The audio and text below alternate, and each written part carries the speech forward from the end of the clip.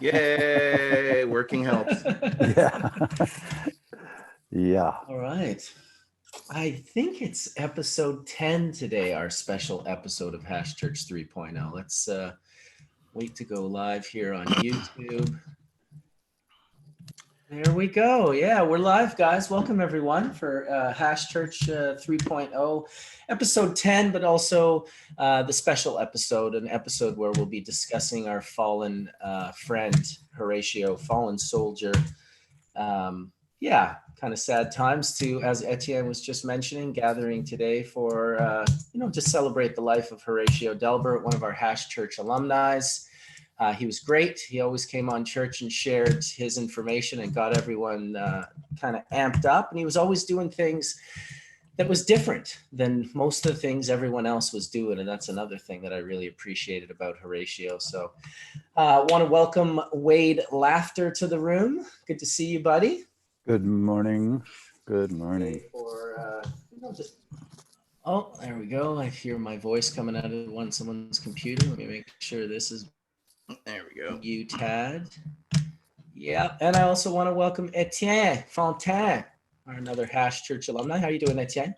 I'm doing well. Good morning. Much love to everyone. Much love to the spirit and love that was Horatio. Needless to say, his spirit was enduring and changed and made a lot of people excited about what he was doing, and he was helping people. And it's a lot of what we do is just try to do our best to help people and spread love. And it really hit me hard the other day because his birthday came up on my Facebook feed, and that kind of hit because he didn't reach 40. That's it's just humbling all the way around. So it's just a reminder to live, laugh, and love, and hug those that you know and care about, and give them love, and spread love and joy, and do the best you can in these dark times. And have bong rips. Yes. And bong rips. Well said, Etienne. And bong rips. Awesome. Hey, welcome, Colin. Hey guys, how you doing?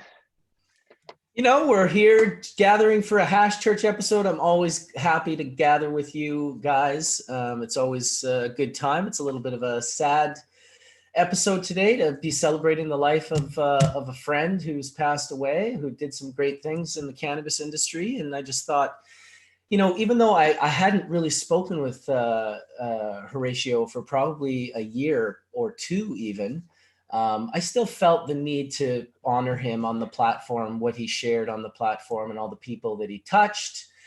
Felt pretty important to do that, be a part of his GoFundMe that raised money, thanks to Johnny B. Johnny B really, there he is right there, as I mentioned his name. What a crazy timing that is. He really kind of went above and beyond, as John often does, supporting the family and being there for the family and making sure that I knew about what was going on and some other key people while it was being kept very, very sort of on the low. We are not going to be discussing what happened to Horatio today, so please don't anyone ask what happened to Horatio. We are just going to celebrate the life of Horatio. We don't need to get into the depths of exactly what happened, because a lot of people have been asking that. So yeah, I feel blessed, John, for sharing it all with me, and I'm very glad that you've been there to support the family and do everything that you can for them and help with the GoFundMe and all that. So as always, Johnny B, good job, pal. How you doing this morning? I'm doing great, brother. Thanks for all the kind words. And I just I've been there helping the family out totally with everything that they need, and just it's what I could do to help a brother, So yeah, absolutely. Hey, I'll join you on that one. And Sam, Skunkman Sam, how are you doing, my friend? Holy Christ. You were... I'm barely alive, dude. That's why I'm wearing a mask. Dude, first of all, when you told me that you had COVID, it blew me away, because I think I've known you for like 20 some odd years, and I don't think I've ever known you to be sick ever at all.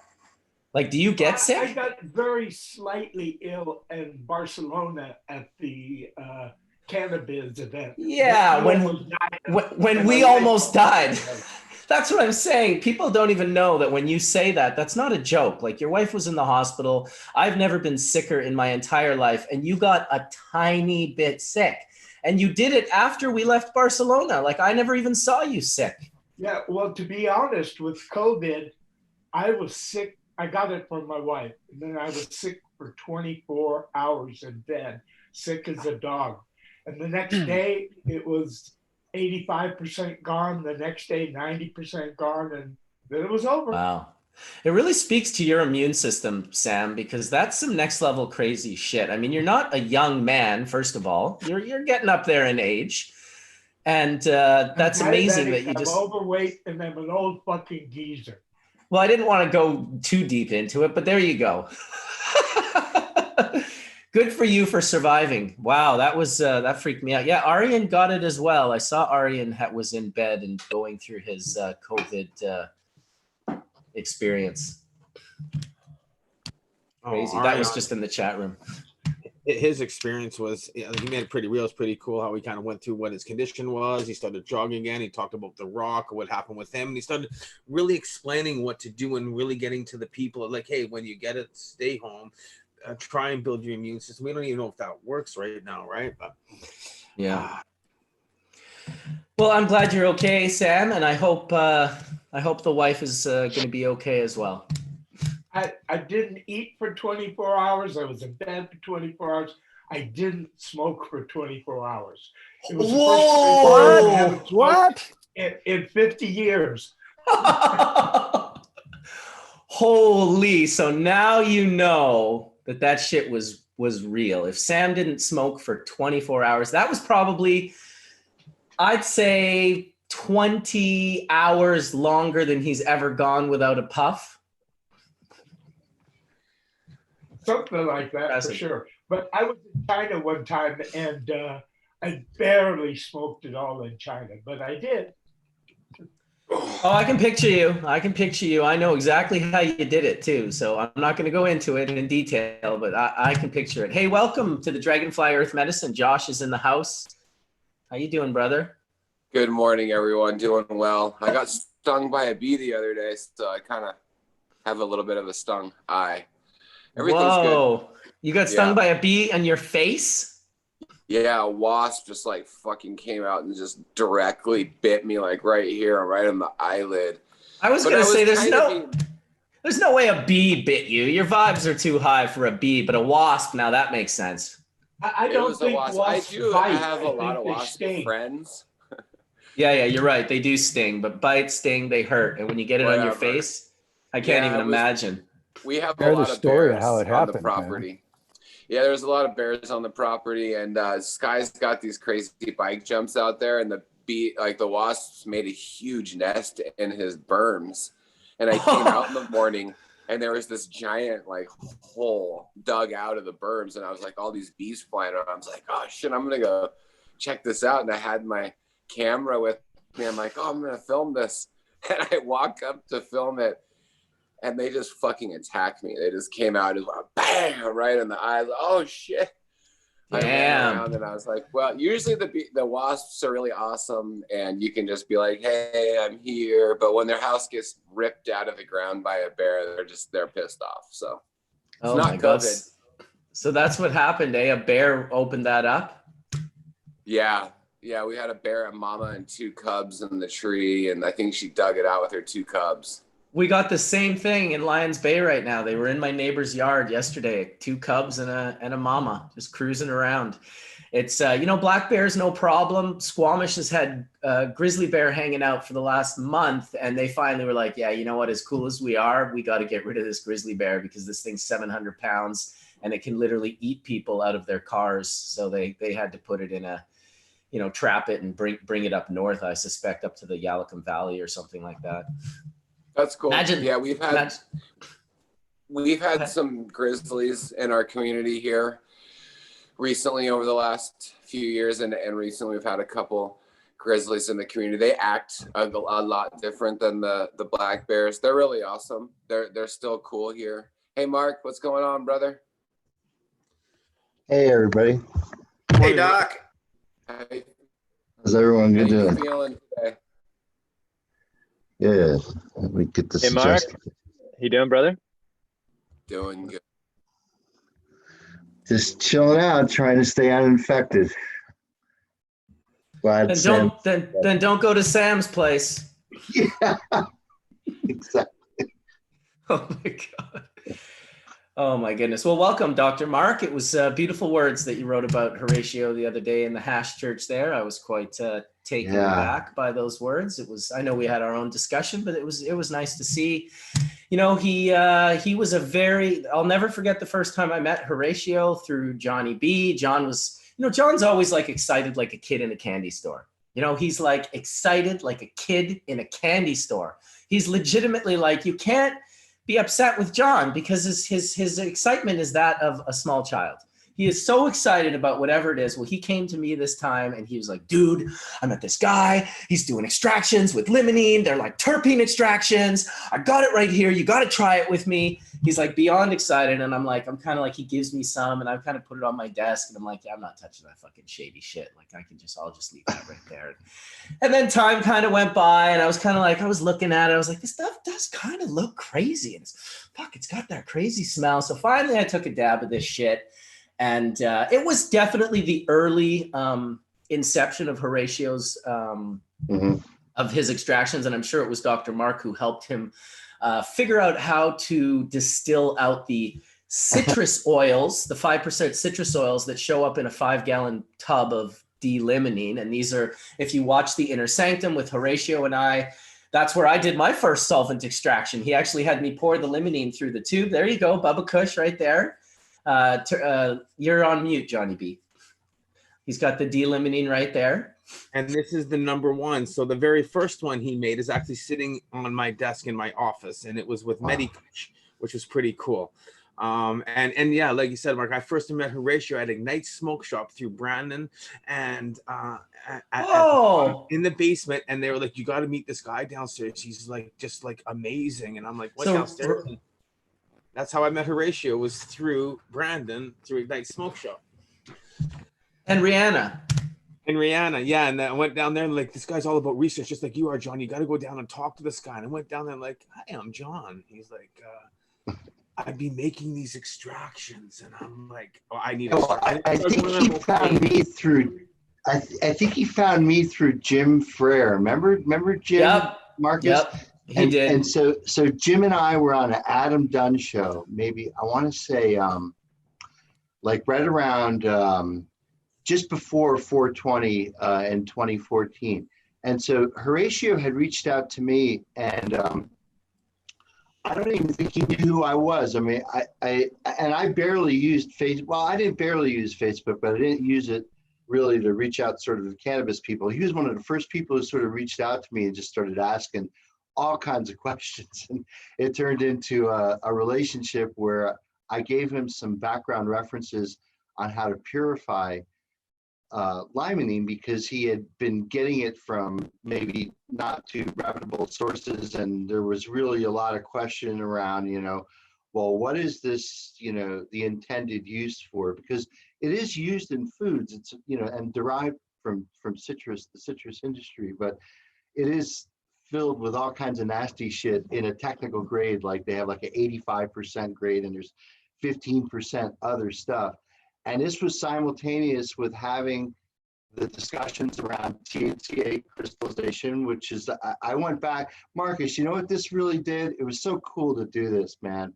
I went back and I listened to every Hash Church up to the Hash Church where I had first signed in. Now, Horatio had been like texting me during Hash Church, like not texting, but sending me Facebook Messenger things on, hey, Tony is saying this. Tony is saying this. Is this right? Having me like, check up on what Tony was saying, because Tony was on Hash Church. And then finally he's like, you should come on and talk about terpenes and stuff. And my first episode was episode 19. I went back and watched it. And you had just come back from Amsterdam, I think, or Jamaica. No, Amsterdam, I think. Because Hash Church 18 your episode was going over to Amsterdam, and then you were over there for a week, and then you were in the airport in Toronto, and it was just me and Horatio at first on that episode number 19. So that was my first episode on Hash Church. That's awesome. Yeah, life wasn't the same. So it kind of forced me to go back and look at that, but it also I went back and looked at this long messenger thread that we had, and it's like, my gosh, he would just spill his guts about all kinds of things, you know. And I know there was a little bit of a falling out there for sometimes. He had a falling out with Kenny. He thought that Tricone Kenny was going to sue him for something, or so. I don't exactly recall, but the Terps. It's funny how it all connects. He unloaded like a 3-page, you know, just I just don't know what to do, and you know, I can't really, you know, I have to think about myself. And I was just like, hey man, just keep doing your thing, and you know, stay pure to what you do. And again, like I was saying in my Facebook post, his last message to me, which was about a year and a half ago, was like a little incoherent. It's like, didn't really make sense. I didn't really know what he was talking about, but I knew he was going through some difficult times. So it was too bad about Kay, you know. I've always liked Kay. I still like Kay. He still won't talk to me over the terpenes. You know, it was Kay that called me and he said, listen, I have a gold nugget for you. Right. He said he was working with Shulgin. He was doing the terpene extraction. He had already posted the picture of Shulgin smelling the terpenes, that classic picture. And he sent me a message, or called me actually, and he said, listen, you need to figure out how to get the terpenes out of the bubble water, distill them down, and get them back into your product. And I was kind of like, do I need to do that? But I kind of, you know, he was like, listen, it's really important. I just want you to do this. And I did not have time to do such a thing and was not in a position to do such a thing. So I told literally 2 people about it. I told Tony and I told Horatio. And those were the 2 people that brought terpenes to the market. And Kay was pissed about that. And I mean pissed. He was really mad. Like the text he sent me, I had to delete off my phone because they were so harsh. And he told me he had a patent. His patent was for every method of terpene extraction from cannabis whatsoever. It covered everything. It was very much not like Kay. It just wasn't. It didn't sound, I've known Kay for 20 years at this point in time. And this was the first time I ever had a disagreement with him, let alone, and I send him a message probably every 6 months saying, hey bro, I'm thinking about you. He still won't message me back over this. He was so angry that Tony was able to create a success with his terpenes and that Horatio was creating terpenes. And for me, I look back and I think, well, man, you could have just come out and done your terpene thing. I haven't seen him do anything in regards to terpenes since 2014. And it was like, it was a fairly important, you know, as important as it was for Sam to do what he did with the very few of us that got to learn the modulating effects of terpenes back in early 2000s in his apartment in Amsterdam, because that was, of course, you can always trace it back to Sam, and Sam's not the one crying that everyone took this idea from him, but it always seems to be, it always seems to be Sam, right? 2000, I think he hit me with the pure cannabinoids and the pure terpenes. I had never seen anything like it. But it was really Tony and Horatio who made it available to the public. They were suddenly now able to have these cannabis-derived terpenes, hold them in their hands, see them, feel them, smell them, touch them, consume them, dab them. And that was a big deal. And it is unfortunate that sometimes we end up in these clashes. And I know, you know, Horatio was never in a position where he was, you know, making so much money that he was just very confident and secure. So for Kay to have laid that on him that he was gonna sue him, that weighed on Horatio like a great deal. I had conversations with him about that, you know, where it was like, listen, I had already gone through like a 6-year lawsuit with Reinhardt. So I was like, all right, Kay, like bring it on. You want to do lawsuits? Like I know how to do lawsuits. And that's another, you know, 2 more, Reinhardt was never on Hash Church, but he was certainly a giant part of the hash community and the hash world, because he created that machine, and that machine was exactly where the bags were created from. RIP to Eldon, who was the gentleman who came up with the bag idea. RIP to Reinhardt, who passed away at the end of 2018 or the end of 2017, right when his patent expired. If you can imagine, Reinhardt passed away as his water extraction patent also perished. And I also want to give a shout out to Dr. Lester Grinspoon, who was also a Hash Church alumni, made it on here for a couple of episodes, and obviously lived an incredible life. It was not quite the same sad story that it was with Horatio dying at such a young age. I'm sure Lester was more than twice Horatio's age when he passed away. So he lived this incredible life. He lived a long life, a fruitful life, and one that also affected the cannabis industry in a very, very deep and meaningful way. So we just want to shout out all of the lost brothers and sisters over the years and just let them know that we're thinking of them. And regardless of whether we had, falling outs or that we maintain these friendships, you still can be a big enough person to show respect for these people. And I'll say, I have nothing but respect for Kenny Morrow, Kay from Trichome Technologies. I hope to one day be his friend again. I personally have never stopped being his friend, but that terpene thing really bit him the wrong way. And it's unfortunate, but it is something that happens in our industry quite often. And we'll have to learn how to mature out of these experiences and bring things back full circle, because it's easy to burn bridges down. It's a lot harder to rebuild them. Hey, I want to shout out to Dr. Lester Grinspoon. I was the PTS study in marijuana, the forbidden medicine. And, he touched my life back after the war and was willing to put forward. We all published anonymously, but I am thanked in the forward. But that was one of my early access to self-healing, was to actually, write down my story. I'd gone around and told it for a few years, going around being an activist with Cannabis Action Network. I was fortunate to do rallies in 47 states, got kicked out of Canada with our legal marijuana from LV Musica, but Dr. Grinspoon was a force, and, he suffered the slings and arrows for the things that he published and took a lot of heat for it as a pioneer. And as I look around at a whole bunch of other pioneers here, we all know that unfortunately the painful piercings that can happen when you tread where nobody else has tread and tried. And Dr. Grinspoon definitely deserves an honor in our halls forever, because what he did, what he done in the darkest of ages, and pushed forward with his life for all of us to see, and giving me a shoulder to stand on. Needless to say, it was beyond humbling. I kind of want to give a shout out to, because I've been doing my own veteran healing, shout out to the Veterans Access Initiative, Rico and Pearson, and Veterans Virtual Happy Hour, Jose and them on Fridays.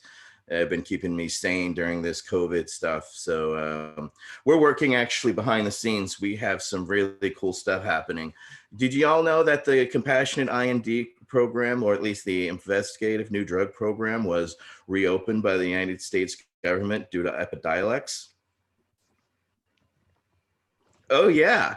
And so what we're going to try to do is we're going to try to re-access and take veterans through that and get access again, be it most likely from importation as opposed to getting that crappy Mississippi weed. But yeah, look out, we're coming out as a force. Etienne, yes, sir. the Epilex is made out of a CBD variety I developed and licensed to GW. I know you did, because you're the master, and thank you very much for what you did, because I have not tried Epidiolex, but at the same time, its creation and due to Sadovex's failure allowed the IND program to reopen. So that's huge for patients who want access to investigative new drugs, because it was shut down in the early 90s due to a congressperson basically saying, because a bunch of AIDS patients were signing up, that people were trying to get access to the program so they could spread AIDS around the world, so that they could have the access to marijuana. And so they shut down the program. Robert Randall helped arrange for the AIDS patients to make those applications for the program.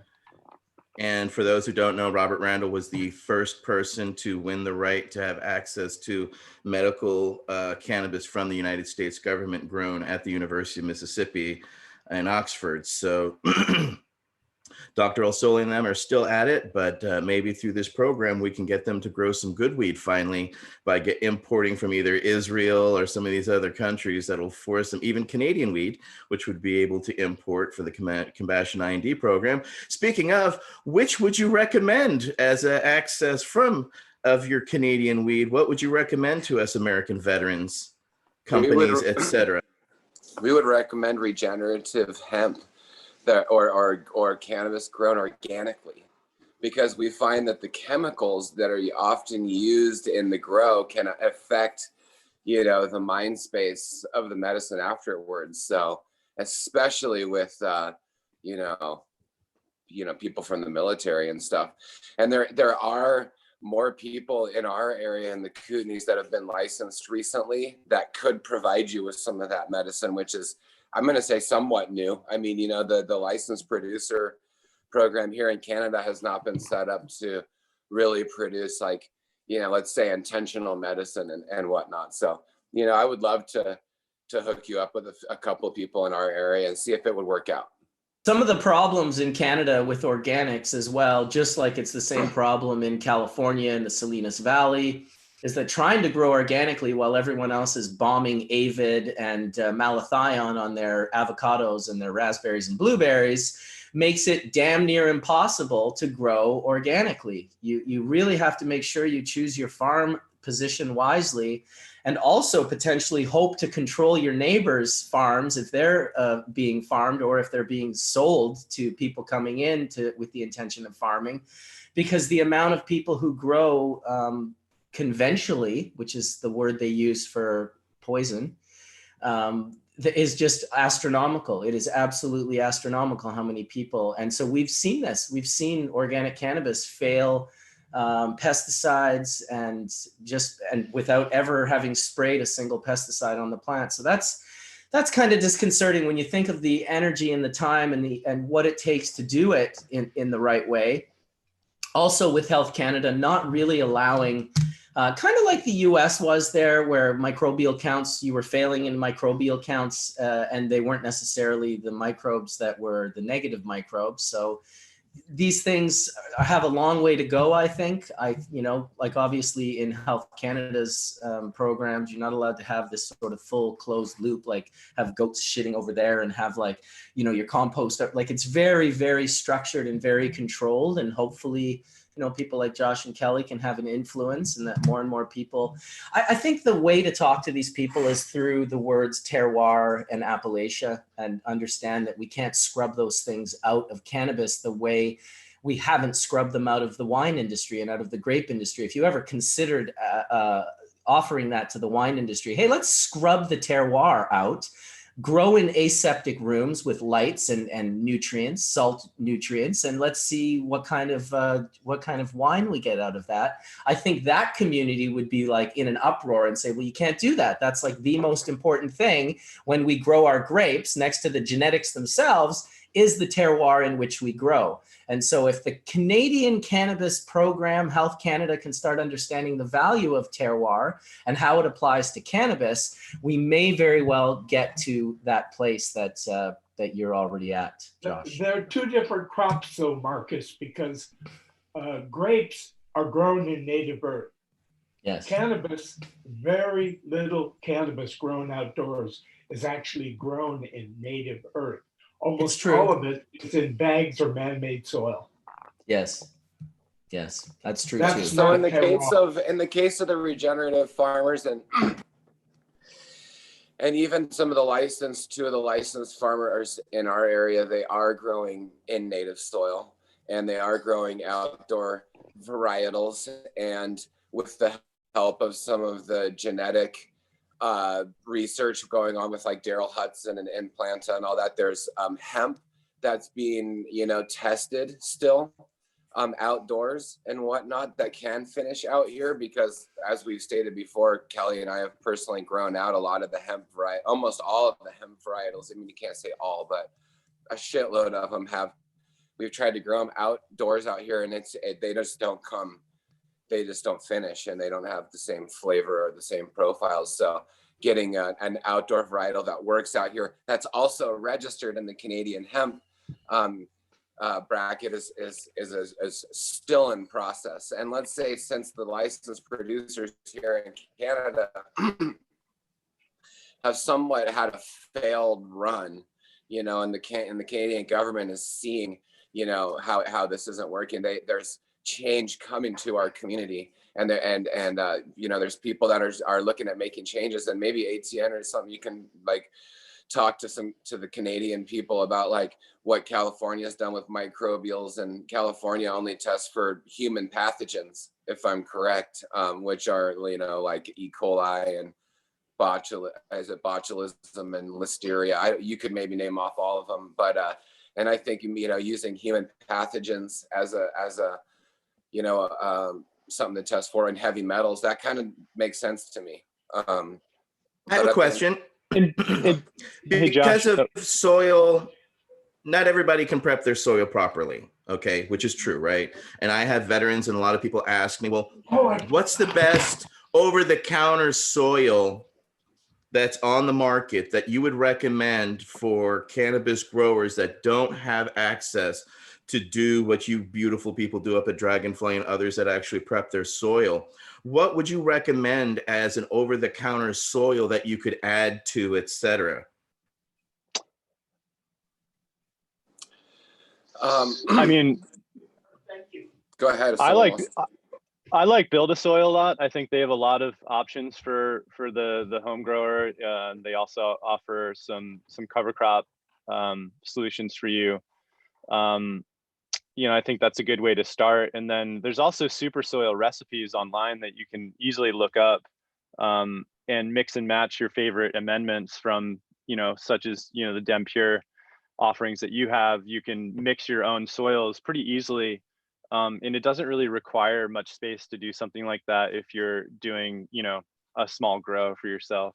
And I'd highly recommend that for anyone out there to really get into the soil biology and biome of what you're doing.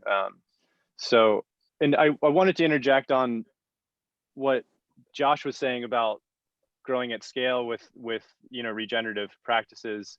In upstate New York, there's a 2,600 acre farm that is rotational with 30 acres of hemp on it.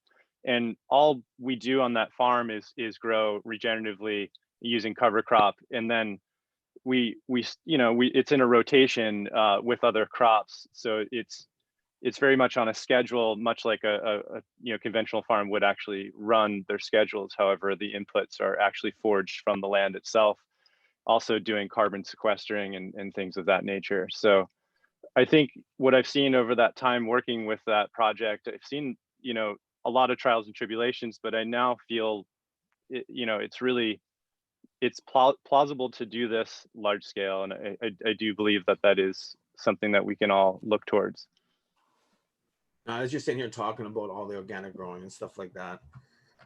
I remember when Horatio, he started making all the compost piles and stuff like that, and adding all the chicken shit to it and stuff like that. And he had, like, I'm at his house right now, and he's got all the big cement mixers, and you should see all the piles of, they have all the organic growers there and stuff like that, and all his beds that he put out there because they're growing all their own food and stuff like that. And he really got really into what you guys are talking about, but he always tried to do it a little different. He always tried to do it his way. He always tried to kind of reinvent the wheel in some way and stuff like that. And I'm just seeing all these piles of near the hen right now, and he's got all this tarps over it, and he's getting all this dirt ready for spring for next year and stuff like that. And I think I'm gonna go there and grab a bunch of that actually and pile it back in my truck and bring it to my house today, because I know he worked a lot on that, and that's my first of my living soils that I'm gonna start because they keep talking about it.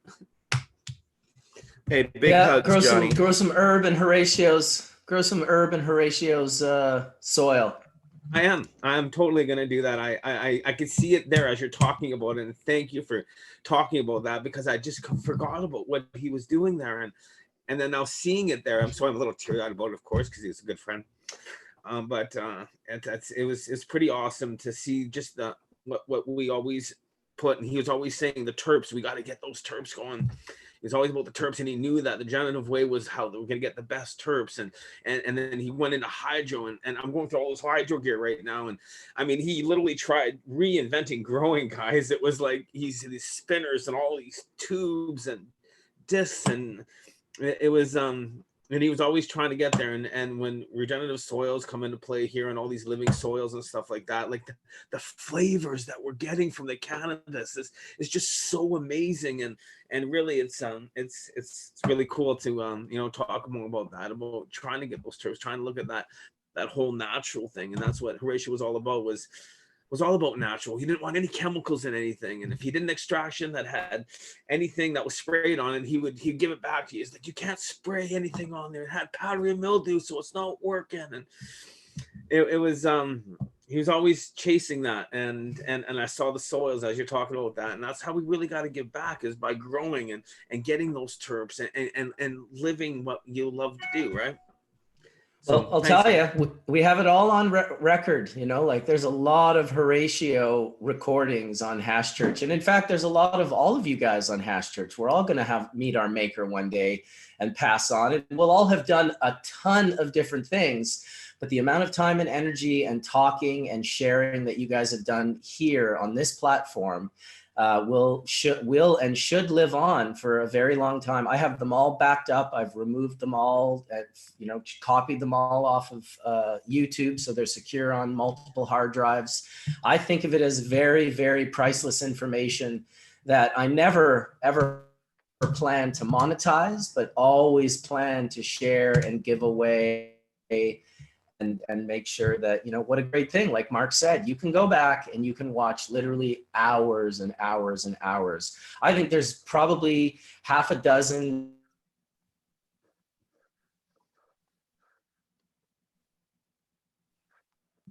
And then we lost Mark for a second.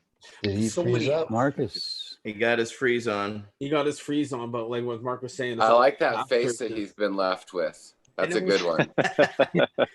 Freshly frozen I'm bubble taking man. over the show now. I don't know what happened. I was saying good things there. Yeah. You were. Oh, you was profound. We were all wrapped. Fuck. Horatio's playing games with us. That's good. He's I would just add, or go ahead if you want to say something. Horatio is shining his love down on us right now. I would add to what was said about all the soils, saying that I agree with everything that's said there, and it's beautiful that Johnny's being able to connect with, Horatio through the soil and through the terps and everything. And there's buying soil, online or getting it in bags, and that can be done. And then people will use teas on top of that to make it really work. And a lot of people will shoot for a big bud, kind of like, like the bodybuilder or whatever. They go for the big bud rather than the actual depth of the soil and the flavor and the terps. So what I'm going to say is it's really important to make your own soil. So I think it's great, Colin, that you brought up build a soil and making your own soil. So when you make your own soil, and even veterans or people that have a small amount of space, I think it's really important to look at the components of your soil, and what the act of mixing all that and getting living microbes, and putting that together is a healing process in itself. And then you start getting your seed together. You start thinking and connecting with the soil, and then the seed, and you put the seed in there, or a clone, and then you put that in there. Because growing isn't an automatic thing. It's something that really is a spiritual connection. So making your own soil is really the first part of that. And buying dust and powders and stuff from stores is only so alive. So I would say going out on a walk, and I want to make this really clear, is and selectively grabbing some inoculants from nature, whether it's, and I realize some people don't live near nature, so I'm in full awareness that not everyone can do this. So but for the people that can, you can grab like a small little handful and put it in a small bag of leaf duff and leaf matter, and that's your living organisms. And the living organisms really need something to continue living. So adding a little bit of mulch to that gives it something to continue living on. So the interaction between raw materials and soil is the living part. So a person doesn't have living soils by buying a bunch of amendments and mixing them together and them being called biological. They're biological and they're alive when they're eating something. So top dressing, you know, nettle powder or alfalfa powder, or, you know, whatever you can get, ganja leaf, any of your defoliating leaves that are healthy that you could dry out, or you could just drop them right on your soil, and that feeds the top layer. We know the top layer of soil is the most active. So you want to feed the top layer of soil once you get your soil base. So that's where the depth of terpenes come from. That's where the plant is able to express itself. We know the plant is expressing itself, and Mark and different people can talk about the science behind how a plant is able to be different in an aeroponic situation or a hydroponic or a fully biological rich soil. So there's a lot of, you know, lot of people nowadays moving towards, you know, using these soils in a production way and also in a backyard way. And, you know, and I just want to really encourage people to continue with it, because it's the future, and it's how we're going to make it into the future. And it's how we, you know, are going to be able to connect with longevity, and longevity is missing right now in our lives in many different areas. So I would add to that, Josh. Mixing your own soils really, really important. I would add to that if you want a great book for learning all of this, that's really fun and easy to read, this comic book is like second to none. It blew me away. Grow Organic. It starts with this like Dutch guy, and he's growing with salts and chemicals. And he's looking on the labels and he's like, what the heck? Look at all this stuff. This stuff can kill you. And so he tosses it all away and he starts learning about organics. And he basically they go through the entire book, the nature cycle, takes you through like this beautiful visuals of what's going on in the plant, what's happening with the cellulose, strategic cocktail room, nitric and citric acids, like all of this complex information put into a comic book that I've been reading to my son, and basically picking up the knowledge just while I read this to him at bedtime to go to sleep. So definitely check this out. It's on Amazon, freely adapted from the Organic Grow book by Carol Schellhut and Michiel Panhuisen. I'll put their names up because I didn't spell them very well. You can take a little snapshot of that. And it's also on Kindle. Yeah, exactly. It is great. And it was Alpenglow that I believe shared this the first time on a show that Josh and Kelly were doing. And also Jesse, BioVortex, yes, Regenerative Cannabis Farm, where Jesse's got a character in that book, and he was in communication with those two in, I believe, France when they were creating it. Yeah, it's an awesome book. Totally agree. It's definitely France.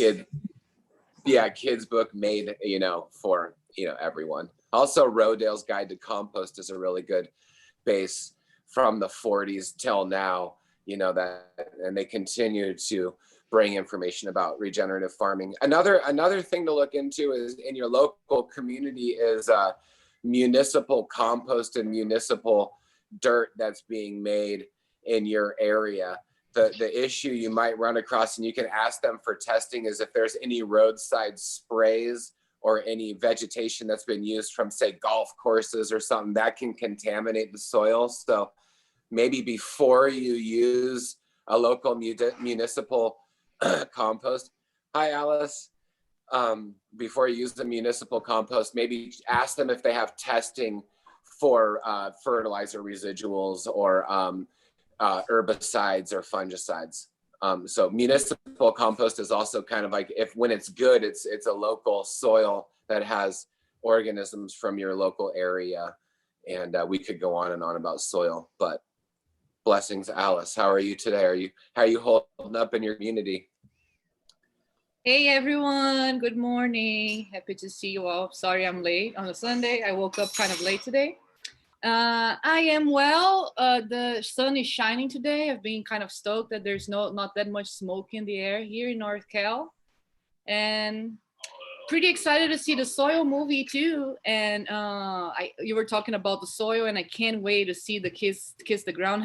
You guys were talking about this before? Has anyone seen it? Flynn's here with me too. He's gonna join in a minute. And just want to say happy Sunday to you all. Awesome. Well, welcome, Alice. It's good to have you guys both here. It's yeah, we wanted to definitely talk a little bit about the fires today as well, and how that's affecting everyone down along the West Coast, and how we can kind of point people in the direction of the right ways to offer help. You know, I'm on an email chain with Josh and Kelly from Dragonfly Earth Medicine. You may very well be on it as well, Alice. I don't look at the names, but yeah, it was nice to see all these people just offering help, and, you know, like whatever it is, no matter how small, it's offered. And it's like, look, this is what I can offer, and this is what I will offer. So that makes you feel good when it's not, you know, people using each other as ladders to climb on top of one another to get to the top, but they're actually like helping each other and putting a hand down to lift someone up. So that's the kind of communities I want to be involved with.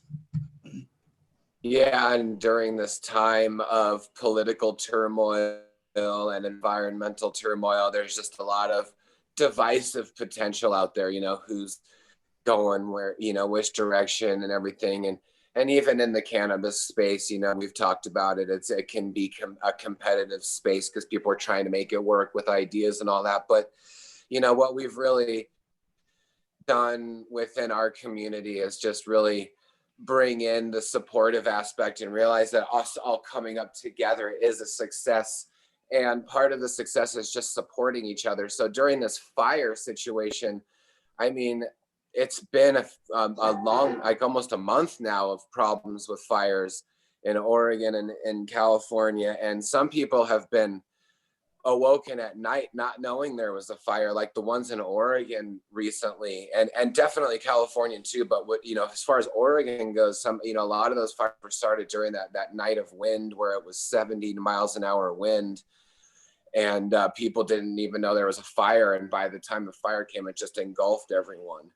And it was we know there was one person, you know, that there's a bunch of people that got burnt up in their houses. And one of our close family members, you know, ran out of his house. His neighbor woke him up, and he went out with two different socks in his underwear. And you hear a lot of these stories, you know, and he lost everything. And he's a cannabis grower for 20 years on the coast of Oregon.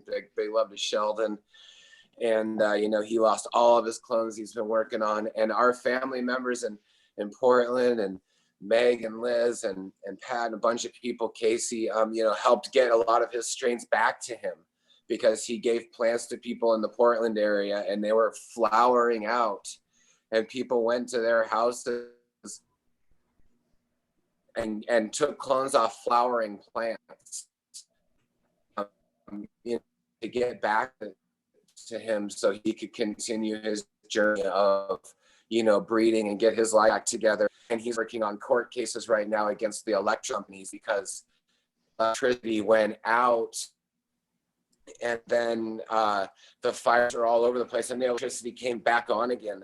So I don't know what's right and wrong, you know, with electricity, but electricity is a big thing that's killing us, you know, when it comes to massive fires, you know. So wires go down and fires start, and it's insane. You know, there's no forestry management that's going to stop that. You know, we go on and on about managing and all that, but so it's been phenomenal. So another thing is actively at the moment in Trinity County, Flower Days Farm is super, you know, nervous about a fire that's in their area. And you know, I'll say a few things that we don't know for sure, but there are like backfires and fires getting started, you know, to burn back the fire, and drones maybe starting fires to stop the fire from growing and burning out some people. And it's like a level of insanity going on around there, you know, and people just don't know. I mean, you just wake up every minute of the day looking which way the wind's blowing. And, you know, Wade, maybe you can talk about some of the links that you know about. But you know, Rio and Alpenglow and Gil, Ganja Gil, and Walter from Soul Spirit, Holly Hall and Crystal, you know, a bunch of other people. But, you know, those people have said like, you know, hey, Carla and Jacob, we got you covered. We got a truck. We got the last hose. We got a pump.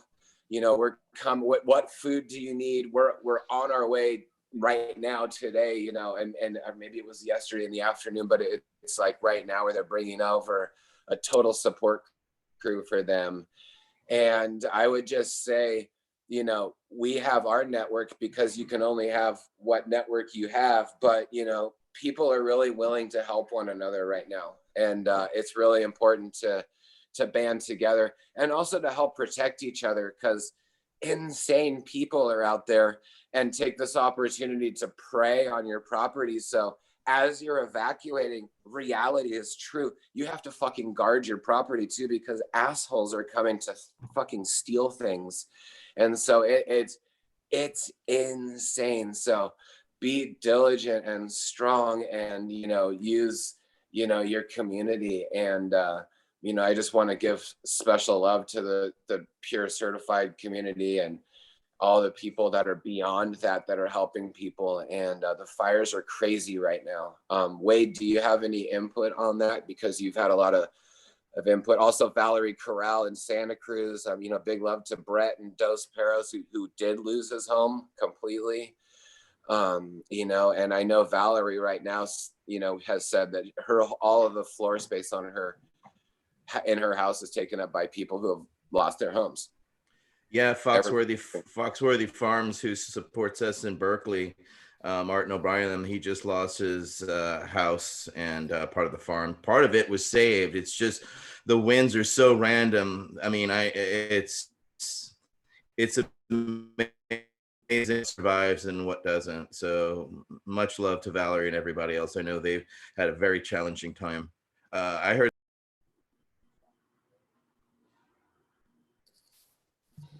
Did he mute himself right at the end there, or was that just me? What was the last thing you said, Etienne? I said I heard that Valerie's farm was saved. Yes. They didn't know at first, and it was like one of those things like, oh, what's up? But they from what I know at this moment, it is saved. Yeah, there was a lot of confusion, and even she didn't know, and I saw her posting on social media. So I heard through the rumor control that, you know, it was saved. So to hear confirmation is great to hear, although I know there's definitely damage, etc. And expect a lot of Smoky Kush and Hickory Kush on the East Coast this year, people, unfortunately. But that's the reality. Chipotle bubble. Say it again, Marcus. What was that? I call it Chipotle bubble. People are like, "Oh, there's something weird with this bubble," and I'm like, "Oh, that's like wildfire's bubble." I've gonna be the Chipotle sauce. Yeah, it's just got this smoky flavor. It's terrible. Like it's definitely not funny. Like it's not funny, but it is like fuck. Like it's unbelievable. I just pray and I pray and I pray that 2021 doesn't say to 2020, "Hold my beer." Yes. People have to understand, because the plant is resinous. All that smoke debris sticks to the plants and kind of gets into it, and you can't wash it off. So unlike fruit, you know. Yeah, but I think they could just turn it into distillate, right? Because they could clean up distillates. So yeah, that's what they have to do, Mark. That's the only. That's the only option. You know, yeah, a lot of those, you know, and it's nice to have an option, but a lot of those people are you know, they're all organic growers. And the thing, they're like, oh, sweet, I just made an isolate. It's like, it's not really very successful in that sense, you know. But yeah, from the farmer's point of view, I know. Go ahead. From the farmer's point of view, if your business model, if you will, is set up on the idea of being able to sell high-end trimmed flowers that people consume by smoking, you've got a price point that's considerably different than what's usually offered for material that ends up being distillate. It's a really significant difference in price. Oh yeah. And what's true about the fires this year is it's really a kind of a tragedy all across California and across the country. Actually, it's kind of to me, it's a like Marcus was saying, hold my beer because more is coming. what happened here with fires back in August was early in August, around the 8th or the 9th, one night, a line of thunderstorms blew from south to north along the length of California, mostly along the Coast Range. And there were like 12,000 lightning strikes at the beginning of August. So everything was bone dry, and literally thousands of fires started. Most of them were clumped, like I said, along the Coast Range. And I think I saw that on CAL FIRE's website this year, and this was like a week ago, we had 26 times the amount of acreage has burned so far this year. And really, we're early in the fire season. 26 times more has burned this year than burned last year. We had a bad fire season last year.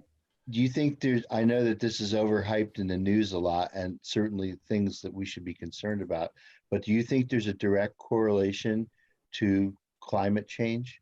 Well, of course, well, climate change and large areas that, to speak plainly, belong to either large property owners and or the US government or state governments, and there's no funding to do any sort of forest management other than cutting trees for lumber. 60% of California is federal forest land. On top of that, we're also, as Wade is talking, there's also been not proper burning for decades. So there's unfortunately a lot of fuel out there. On top of that, sudden oak death has also caused problems throughout forests, because you have certain trees dying in certain areas, and those are dry tinder, which only, and they're spotted. Yeah, here in the Sierra Nevada. I didn't mean to interrupt you there, Wade. No, here in the Sierra Nevada, the pine beetle. Yeah. You have the eucalyptus as well. That's yes. highly flammable. Yeah. And so it is worse now. It is worse now for all the reasons you guys are saying, but yes, let's be perfectly frank and honest. It's the natural cycle of the forest in California that lightning strike burns down huge areas. It takes 100 years to regenerate. This has been going on for thousands and thousands and thousands of years. Man is what stuck his houses in the middle of this. Yes, exactly, Sam. I'm a good example of that. I've got, a little farm at 1,000 meters in the Sierra Nevadas near Grass Valley, Nevada City area. And I love, part of why I came here is there's so many beautiful trees. We have huge chestnuts and oaks. I mean, we have on a 4-acre property, we have 4 oaks that are 120 feet tall and bigger than our house. They're just amazing. And we have an amazing amount of acorns dropping this year, as a matter of fact. But back to fires, what we've done is a pretty serious effort of fire safe clearing, as it's called. And we haven't really satisfied the requirements, but you kind of live with this idea that, as Josh was saying, at any moment, particularly on a windy night or day, all of a sudden there's smoke in the air, and you've got literally a couple of minutes to get your shit together and be ready to leave, because you might get burned out. And what's real about that is it's actually happened to a number of people we know. And those of us who have not had that, and we are in that category, there's been a couple of fires in our county. A big one north of us is happening in the same area where the fire 2 years ago killed 80-some people in the town of Paradise. And that was a fire that was started by PG&E's electrical transmission system failing in a river canyon. One of the hangers on a high tension wire broke and cascaded sparks, and it was a windy morning about 5 o'clock. And by 7 o'clock, the town of Paradise was on fire. And everybody that was in it that didn't make it out is one of those 88 dead. So we all live with that idea that that could happen at any moment, particularly for those of us that live in an urban, or excuse me, the wildlands, where, like myself, I live in a whole bunch of trees. It's a beautiful spot. I'm really grateful to have it. But yeah, fire happens here, just like Sam was saying. Well, one of the things you can do besides a fire break is to have tile roofs and have brick or stone exterior walls of your house. Those are almost impossible to burn.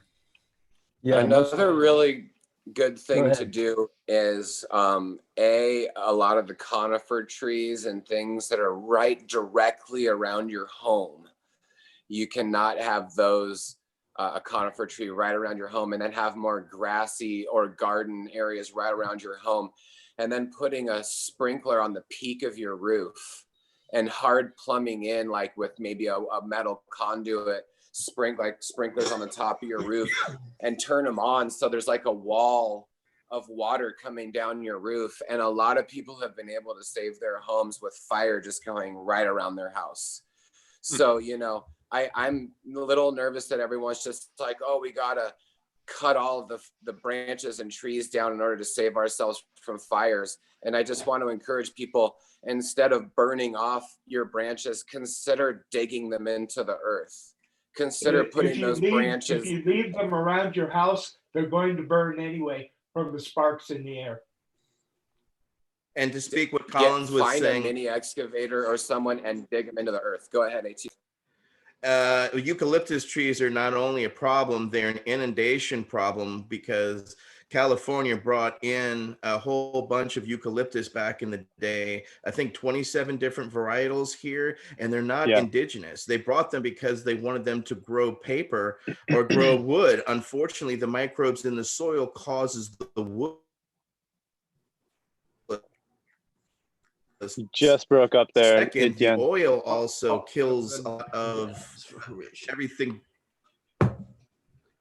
Sorry, the oils also, kill everything below. So you've got a combination of trees that will also full of oil that can explode. So that's also a problem in California that isn't really talked about. Eucalyptus also and it's not good for sucks out all the moisture from the ground. And eucalyptus is not good to make a hugel pile from. Go ahead, Colin. Yeah, I was just gonna just kind of add to what you guys were saying, and it's an invasive species, and it does need to be managed. And to your point, it's hard to deforest eucalyptus because it's so invasive. It's unbelievable how invasive that species is. So I'm amazed how people don't talk about that reality. You know what I'm saying? None of the news touches on that. And it's because it's so invasive. It's in every forest and thick, and they overtake a great part of where they grow. I think you're right. I think it's a good, Marcus, wouldn't you say it's a good time for a group dab? Yeah, I think Johnny B had some of Horatio's Terp champagne out. He was going to make a toast maybe, and we'll have a nice little dab. I think that's in order. I will definitely open this bottle, but it will be in a room of some special friends, and it's Horatio Delbert concentrates, LHO, and he gave me one of these bottles. Like, you guys, this is like 5 years old, 6 years old. It's one of his first bottles. And I was gonna kind of crack it on his service, but there's gonna be a day that we open this bottle in honor. And today's not really that morning right now, but I would like to one day celebrate with his Terp champagne. And I remember when he came up with the first Terp champagne, and I know, Mark, you've tried it. And I brought some bottles to my friend's wedding there back in 2016, and just an honor to be able to have some of the first Terp champagne and still be able to celebrate. But now I got this LHO on the end of this dab rig right here. Get up my temp tech, heat it up, and I started smoking a little bit of this right away there when his passing happened. And I got like one left, but I'm gonna keep that last one for my last time. Long rip, mother lovers. I've got some nice hatch here from Flav, Marcus. Flav 421 came on over Dave and spent some time at our house last night. It was super good to see him, and he, it was his first time here on the property. Came out with our buddy Alex. Big love to him and them, and they dropped off some nice hash, some pie face. I've got some of that pie face.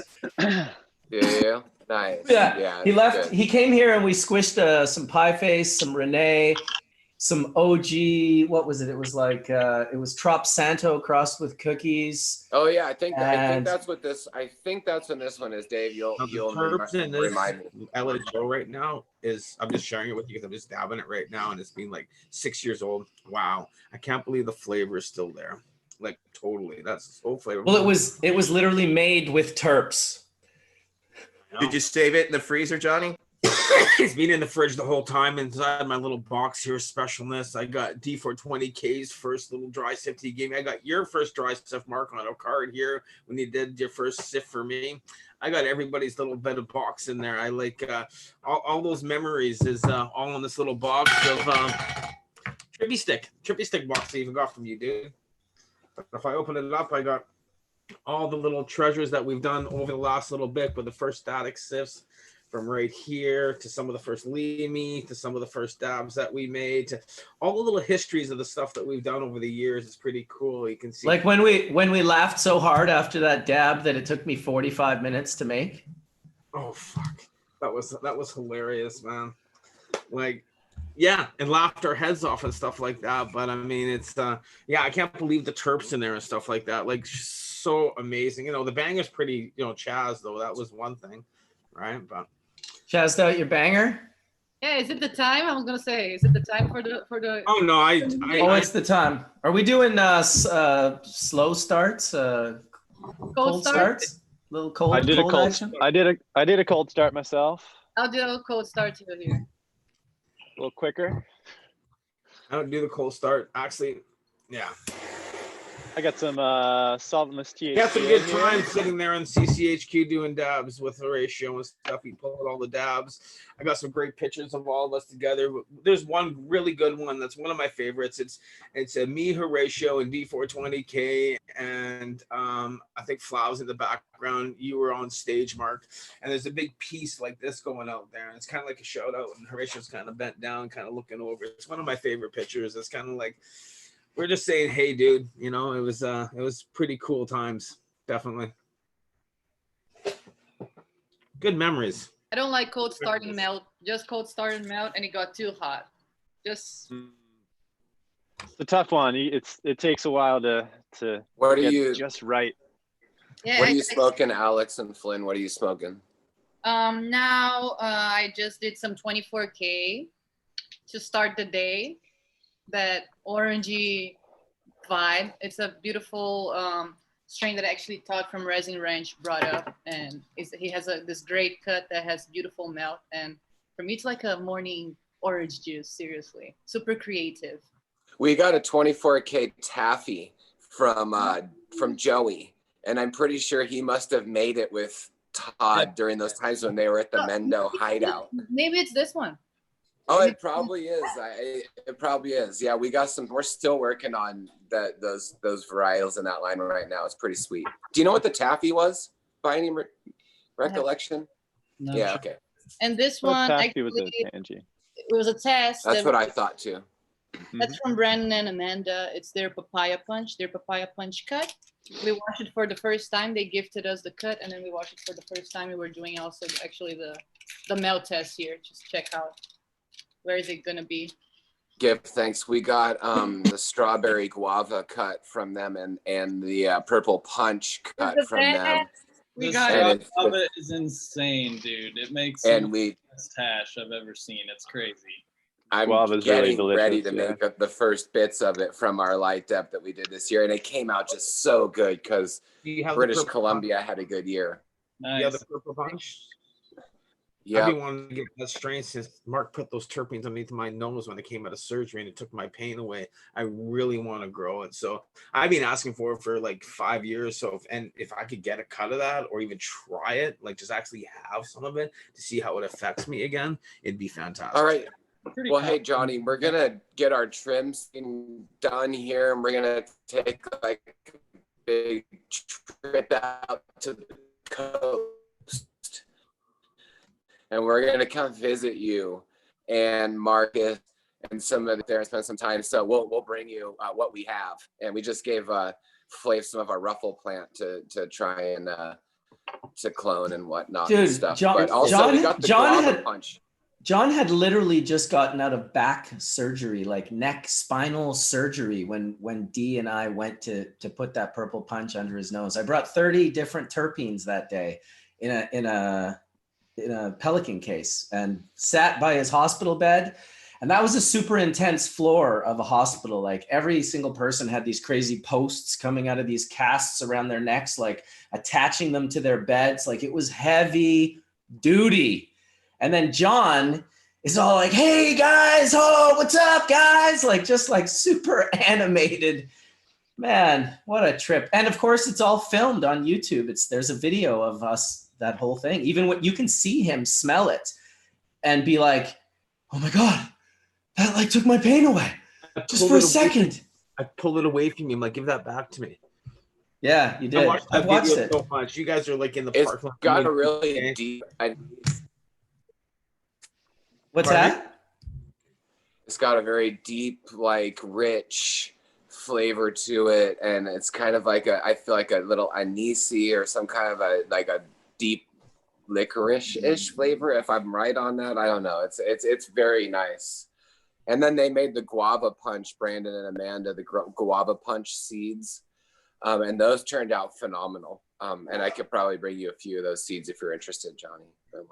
I'm always interested in growing and learning about terps and finding different strains that work for me and stuff like that. And that was the biggest thing. And when you find something that works, like cannabis, that's why I preach it so much to everybody, because shit works. It's a no-brainer, guys. It's like if you're in pain or you're suffering in any way, or you just want to relax or just have a good time, smoke a joint, fuck.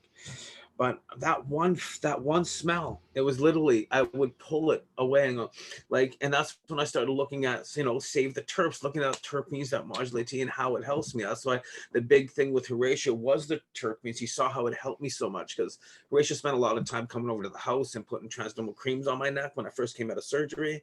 So if you guys don't know, they took out my C4 and C5 vertebrae. And that's what I really started looking at, how terpenes were helping with my pain, because of what Mark brought in and what Horatio was doing, and just everything that was happening at that point of my life really pushed me to know that terpenes was a way of being able to standardize my medicine by controlling water activity, saving those terps. So now I've always been trying to standardize my medicine by decarboxylating. Horatio was doing a lot of creams and stuff like that help with healing effects, which I wish we had that one recipe. But I mean, yeah, now I'm just talking about how great cannabis is and how the terpenes help so much. But that purple punch was something else, man. It was definitely, we talk about the Hindu Kush has a really nice flavor profile that you might like too, which is a really good one. We got the Graceland cut from Southern Oregon and grew it out this year, and it's just like, the old Kushes work very well for me. So remember, the Medi Kush is more of like a pre-96, pre-94, like a Kush. The Bubba Kushes, the Hindu Kushes. PK wasn't that much, but those heavier indicas is what works well for those terpenes and those flavors, the high THC, more a higher CBD, lower CBN. That was a lot of research. We've got some beautiful glazed cherry crosses that we did this year, and the glazed cherry is like so dark and deep red on the stalk and the leaf, and I really love the flavor. We got some of that. It was glazed cherry. I don't know if it was glazed cherry or a cross of it from Brandon and Amanda, the rosin, and dude, it was some of the most interesting terpene profile I've had from a hash in a while. That was like, it wasn't really like anything else that I could say. It was so interesting and unique. I loved it a lot. Was it a White Lotus glazed cherry? Does that remind you? No. Okay. It was a glazed cherry dog. I don't know why. Oh, okay. Wrong, but I think that makes sense. That could have been the dog from Jesse and the glazed cherry from Green Source is my guess. Okay, yeah. But that it was from BioVortex actually, so that makes sense more. Yeah, it's nice to see a lot of the Ecuadorial lineage kind of coming back into everyone's palate again. You know, the indica stuff was really dominating for a long time, and I've been really partial to the flavors and to the, you know, I love gas, but I want more than just gas. I'd love to see, you know, the expansion on it. It's kind of nice to see. It's really exciting. You know, there's a lot of really nice stuff coming out, and I'm growing a lot of really, really fun stuff that's just super terpy, you know. And Johnny, go ahead. Pardon me? I was gonna say, Johnny, you might like the Straw Nana to get the 14% cut or something like that. That might be a really nice one for you to run if you like those types of terpenes. I just actually tried something that no one's tried yet. It's the 24-week Black Colombian cross with the Girl Scout cookies.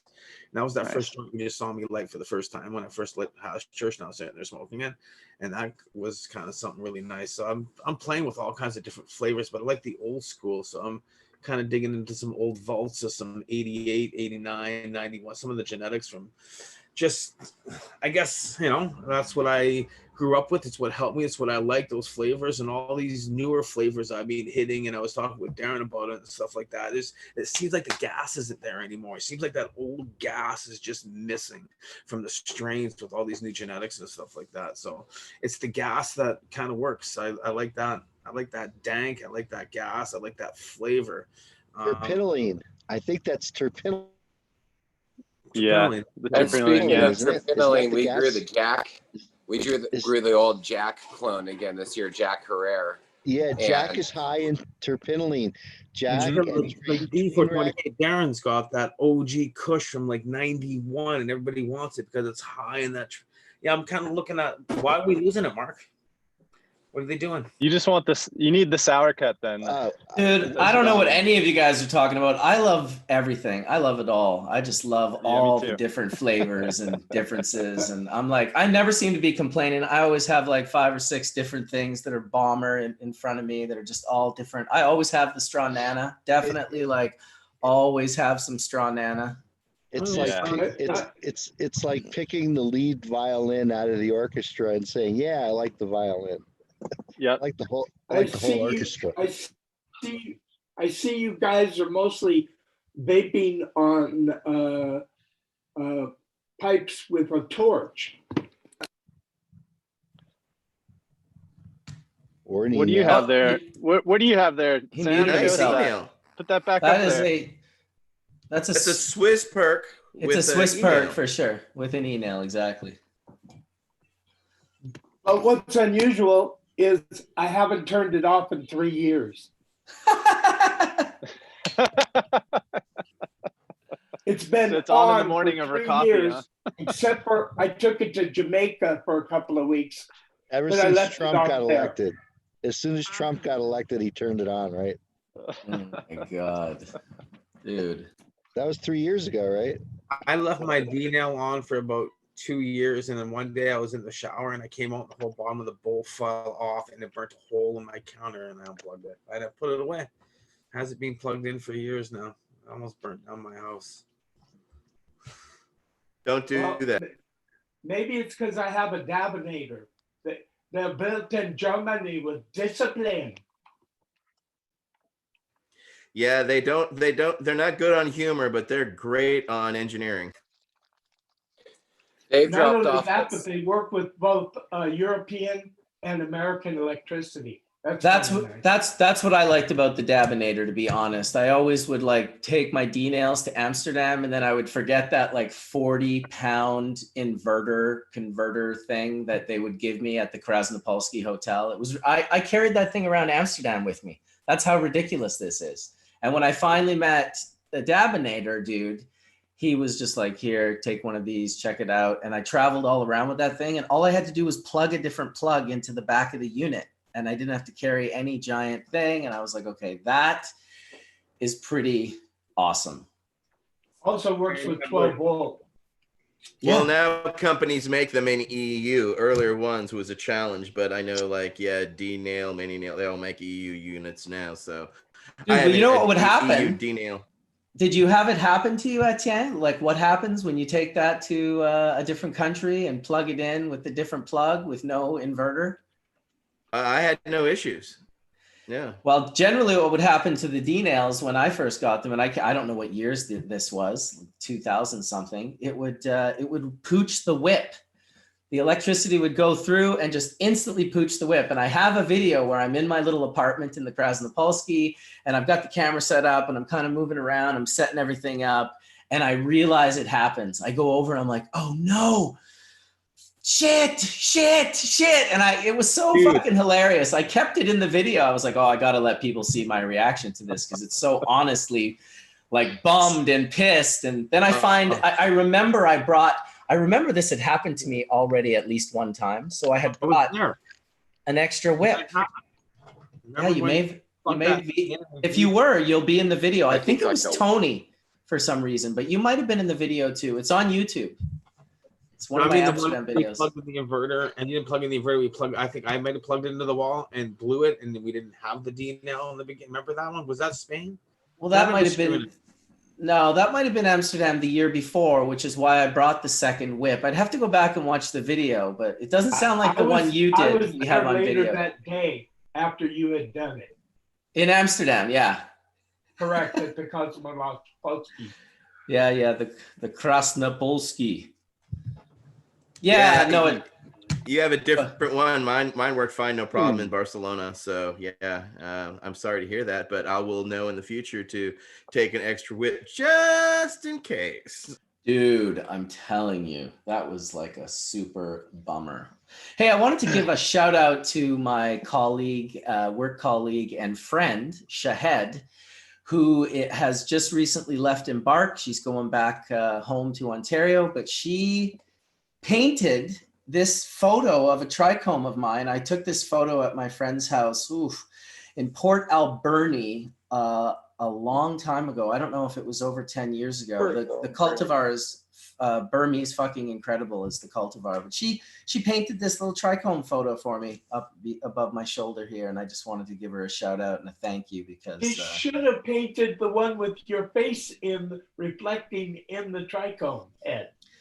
Those were the clear domes. I do have a video where I put headband hash on a sapphire insert by D-Nail and I put it on and it's the most incredible thing. It starts bubbling like crazy, and in every single bubble, you can see my reflection of me hitting the pipe. It was definitely like some crazy hash inception type shit. But if you guys haven't seen that, I could find it because it's pretty ridiculous. I want to see that. Yeah, I want to see that too. For a split moment, you were actually Bubble Man. Yeah, exactly. Right? And that's where it began. I think so, right? It's fucking mental. I hope I didn't delete it. I kind of feel like, oh no, there it is. Man in the bubble. Hey, Mark, I like your Garcia hat. Oh, thank you very much. There's we're working on getting the Jerry Garcia line. Oh, go ahead, Marcus. Oh, I don't have to say anything. I'm just showing you this is the video of me in the clear domes. Bubble, toil and trouble. Wait, I just saw you right there on the big one on the right. Damn. Dude, I'm in every one if you look closely. That's crazy. Oh, that's funny. 1,000 Marcuses. Every bubble, dude. He's actually Bubble Men. Exactly. Wow, right there. Yeah, I saw it again. There it is. That's holy crap. Hey, you were standing on your YouTube channel. Like you should change it, like for this bubble. It's pretty funny, huh? Awesome. It's like a cell family reunion. It's like all your cells over how many different. Dude, I wish I had a video of me making this video and then watching it while editing it and realizing what had happened. I wish I had a video of that because I was also very Johnny B-esque. I was like a child in a candy store. Oh, it's like you're getting high in all these different dimensions. Oh my God, dude. As a macro photographer, videographer, like I had never captured anything like that before. I'd been working with refractions. This is the first refraction photo I ever took. And if you look closely in the trichome, there's a reflection of a cannabis leaf in the two main trichomes in the tall trichome. So that was my first version of it that I ever got. And I never really went too much further in it. And then I got that video. And so really this photo and that video are really the only two refractions that I have where I'm like in, something's reflected in it. Looks pretty cool. Marcus, I want to ask you something. Do you have videos of teaching how to take macro photographies? You inspired me a lot, and I just got a macro. Oh, nice. Yeah. Well, you know what? We'll do another show, but there is one where I invited some really great macro photographers. I can't remember, maybe Eric Nugshots was on there, and Shale, I think, showed up. And I had invited all the guys. Yeah. I basically had invited all the people I thought of as sort of that had taken that macro cannabis photography to the next level. I sort of stopped at a level. These guys just took it to the next level, doing a bunch of things that I wanted to do, but never really got, inspired enough to make it happen. And like, for instance, Shale creating his own measurement scale with the trichome heads and now 118 microns like that I wanted to do for like 10 years. So I hit him up the other day. I was like, dude, where'd you get that template? He's like, I made it. I just made the template. I was like, damn, right on, bro. That's what's up. That's because that shit's not easily available to just go and find somewhere. So we did one show. All of those guys were on it, and we talked about macro photography. I wanted to invite a variety of people because depending on the lens that you have, you really need to take your advice from someone who has that lens. If I give you advice for an MPE Canon lens and you're using reversals with billows and extension tubes, it's not quite the same. So I don't know what kind of macro camera you have or lens, but it inspires me to do another show. Invite those guys on. I really wanted to photograph like resin heads too, but not only on the plant. And you talked about it a lot, like actually photographing the melt, like the trichome heads like separated, and that's what I want to be for. And photograph all the single source we make so we can like understand more. Not only to make photography, but also to study the plants. Like I think it can be Marcus. Check out Doobie Duck. He's an amazing macro photographer. I've known Doobie for years. Dude, his stuff is whole other level. Yeah, no, he's Marcus, excellent. Did you ever do stacked shots so that you increase your depth of field? Well, that's what these guys do now. The majority of them are stacking shots. I never stacked shots. I did stack photography. I remember the first time a guy showed me, he's like, this is how you do stack photography. And he had a rail system and this intense thing. And it was like moving the camera a tiny little bit each time he took a shot. And I was like, I think I've got a better idea. And I put my subject, the first stacked image I ever did, it was 35 shots. I put the subject on my bubble box with a felt bottom on a wooden table. And I took shots and then I pushed the box over to the right, like just a millimeter each time, and took the shots. His chin was on the floor. He couldn't believe it. He'd always been moving his camera. He never thought to move the subject. And so I just did that, took 35 shots, snapped them together. It was similar to this shot, this hash shot, but it was a little bit different. It looked great, but it felt like, to me, I think I'm just an old school photographer. It felt kind of like cheating. It took away that challenge. It is cheating. It is cheating. Yeah, it took away the challenge of and reducing the depth of field. I'll tell you something from my photography, and I started taking my shots like this one handheld. I don't put my camera on a tripod. I want to learn how to actually take that photo and manipulate that small depth of field that I have. And I always suggest to people who want to learn macro photography, learn to do this first and then learn stacking. Because if you learn stacking first, when I talk to these stack guys, they can't believe that I'm taking my shots handheld and getting the shots that I'm getting. Yeah, and I'd like to do it automatic. Yeah, like some do. Some do stack in the macro. I have a Lumix GH5 and it does amazing stacking, just totally automatic on the 6K function.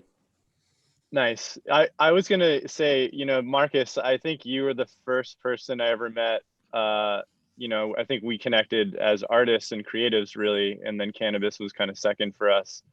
Who really made sense to me to look at the plant from a closer point of view and using your lenses and the tools that you're using as creatives to make other projects and other things, to learn about the resin and really look towards the plant as not only a subject matter, but a vehicle to learn about the chemicals and the different things that you could, such as extraction and whatnot. But I think that's really the first, some of the first photography, Marcus, was from of Trichome Heads was really that I saw, other than scientific photography, was really from you, and the work that you had kind of put out so helpful and so graciously, because not everybody was sharing that kind of point of view at that point in time, that that late 90s early 2000s kind of black space, as we will. Yeah. Well, I got to shout out perhaps your giddy aunt, who took the first clear dome shot on a screen that was like epic in Overgrow days. I met him in London, and he brought me a framed photo of it and some beautiful bubble hash that he brought me each day of the conference we did in Wembley Stadium. I puffed Wembley Stadium down hard. And also shout out to Monkey really shout out to Monkey, because from my perspective, I wanted to learn macro photography. I asked Jason King, who was a friend of mine at the time, I was like, hey dude, like you've taken a couple of macro shots. Like, would you mind showing me how to take some macro photographs? He said, oh yeah, no problem. Just as soon as you show me how to design and manufacture bubble bags in Nepal and sell them around the world on the internet.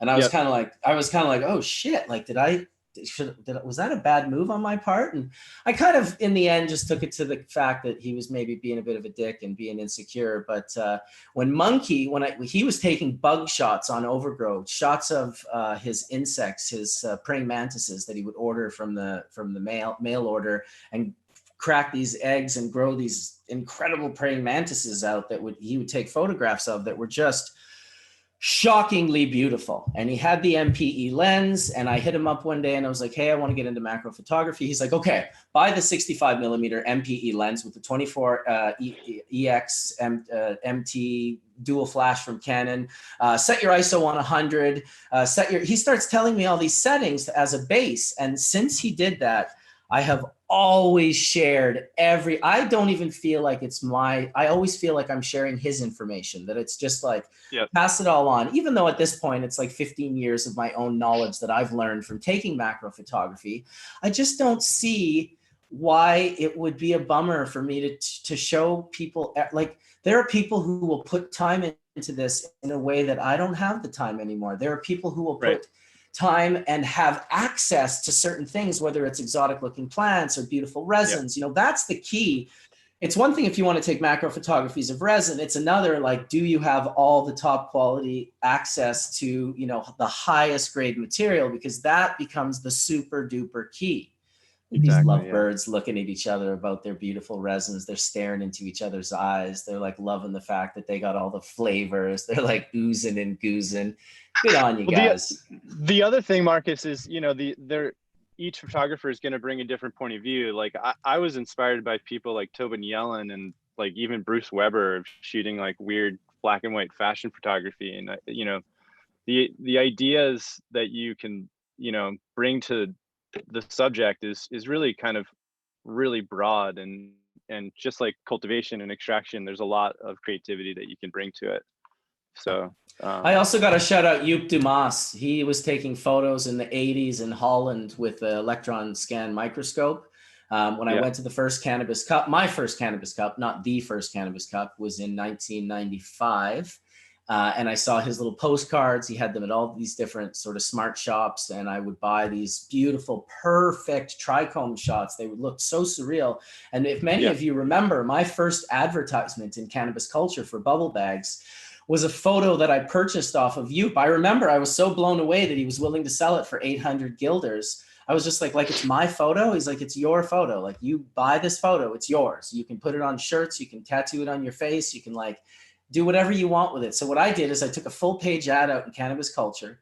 I had one of my customers at the time from Overgrow be like, hey, let me do the, let me create some cartoons on the trichome. I'm like, yeah, I want some like heady people like climbing up the side of it with bags hanging off their sides. And I want them to have pickaxes and be chipping away at the head and little chunks of bubble flying everywhere. And that was my first ad for bubble bags in Cannabis Culture magazine. And it was Joop Dumas's photo in 1995 that I first saw. I didn't take my first macro photograph till 2008 to give you an idea how far ahead of his time he was. So shout out to Joop. That's Joop, Dumas, Dumas, if you guys want to kind of look him up and see what he's into. Also, really stoked about Chris from Candid Kush. He's been taking some really awesome shots and staying with Caitlin and Ed from the Pot Snob Cast. They're really doing a cool podcast, and they have built a beautiful tasting room in Mendocino, northern Mendocino, Caitlin and Ed, and been doing some really, really cool stuff. So anyone should check out Candid Kush and the work that he's doing. And it's just amazing to see like a far away nug shot where it's spinning and then it goes in and then in farther and farther all the way into like the heads, from a far away shot. It's like, shit, that's fucking such a killer. I think Eric might have been the first one to start doing that. I could be wrong, but I think it was. Yeah, he was in there for sure. Yeah, I remember seeing it too and being like, this is spectacular. Like absolutely crushing. Yeah, no, I love these guys doing all this great stuff with macro photographs. And Alice has inspired me to put a list together. If you guys have, want to send me a private message with some names, and I'll check out the photography and I'll get a nice like 10 to 12 person group. Think about it. It's never been done. Those guys have never gathered in one spot. And who knows, maybe life's changed. Maybe they're not going to want to share their information as readily as they once did, but maybe they do. And maybe it is a real special show, particularly in the sense that it turns into a lot of other people being inspired. Like, I don't get the idea of like, if the whole thing is to pass the flame and like some little spark starts it over here and then that gets passed over to here and it finally makes it to you. Like, do you really want to put that shit out before you pass it on to the next person, or hoard it and, burn your whole interior down? Like, I think you're just supposed to have it for a while and then share it. At least that's how it feels to me. Yeah, I don't believe in hoarding information. I believe in the message, like free up the vibes. I'd teach everybody how to use a rail system, how to use focus, push and pull. I'd also teach them lighting, and I think it would really, I don't know, Marcus, I think that would be a really cool show to go through, what it means to shoot. It's a specialty as much as it is growing and growing with organic soils and hash making. Like, it is a very specialized thing. One thing about cannabis is that it has definitely got me over the years to have to learn an enormous amount just to learn about it and to be able to share it. I started, now I'm a photographer. Now I'm a macro photographer. Now I'm a videographer. Now I'm an editor. Now I'm it's just like one thing after the other that you have to learn. Now I'm doing like podcasts and live streaming, and I got to learn that. Like, it's just one thing. These things are like, you don't learn them overnight. They take a good amount of investment in time. So I do agree with Michael Pollan when he wrote I don't even know if he wrote this in the Botany of Desire, but he definitely spoke about it maybe in a podcast in regards to how successful cannabis, if you considered cannabis as a virus, like the same way like cordyceps can infect an insect, control that insect's brain, move it to the top of a tree. So when the spores fruit and blow out, they get a greater distance. Cannabis is truly the cordyceps plant to humans, to some of us anyway, because it gets in and then it literally is like, I should grow lots of cannabis. I should make lots of hash from the cannabis that I grow. I should do shows on YouTube telling people about the cannabis that I grow and the hash that I make and how great it is and that they should do it. And I should do shows on photography on cannabis and hash and how great it is to photograph. And it's really quite something how deep it's rooted in some of our brains. It's sounds like church. And that's what makes it a true master plant. That's why it's a master plant. And that's why plant medicine is so important to us. Hey, I want to put one up in the air to my man, Martin, out in Ireland. hemp in Ireland, amazing person out there. He just had, some put his aunt, to rest, and I just want to give him special love. Big shout out to my man Martin. He's taking dabs and taking hits with us. He's holding it down in the UK, building an amazing family, really into just glass and just making things happen. So lots of love to you, Martin. Big love. Take care of yourself. Put one in the air. Shout out Yeah, to I'll Martin. I'll shout out to Martin too. I met him at in Barcelona. Great cat, very educated, really spreading the word, doing the right thing. I'm sorry to hear. My deepest condolences, mon frere, and wish you nothing but the best in love. I feel like I must know Martin as well. So I'll You give him a do. shout Yeah, out. no, you do. He's mentioned meeting you before, and Nice. he's our Dragonfly ambassador out in Europe, and along with the Green Grass Connection, Edelgreen Swiss Farm, the regenerative hemp farm out in Switzerland, Thomas and all those guys out there. Big love to those guys as well. Also Thailand, I know there's a bunch of family out in Thailand that watch us too, so big love to the Thai fam and everyone out there. Shout out to everyone. Shout out to D420K, who was in the chat for a little while. He might still be in the chat, giving respect to everyone on the panel. And yeah, absolutely. I'll put a little dab in the banger. Kevin, thanks for this lime pop. This lime pop coming from Dave. I got that too. Nice. Got the lime pop from Dave. 87? Yeah. 87 lime pop going down. Woo! Big shout out to Gene. Big shout out to Gene from Mean Gene. Big shout out to Gene. Big shout out to Nick out in Michigan. Nick Risden and the Lime Rising. Amazing people. They were growing one of their best crops ever this year. Had a 18, almost 20-foot tall plant, and saddest thing in the world, they went to go have their dog's leg amputated, and they came back and their whole crop was fucking ripped off. A good portion of all of his weed was jacked in his yard, and they're the hard. I mean, I'm not gonna say they're the hardest working people out there because everyone's working so hard, but it's just huge heart and soul in that family. To big love to the dad, everyone who was there. So, anyone who wants to help any of the people in the fires, anyone that wants to help Nick Risden and Lime Rising, reach out to us later. Reach out to us on our Instagram, and we can pass the links.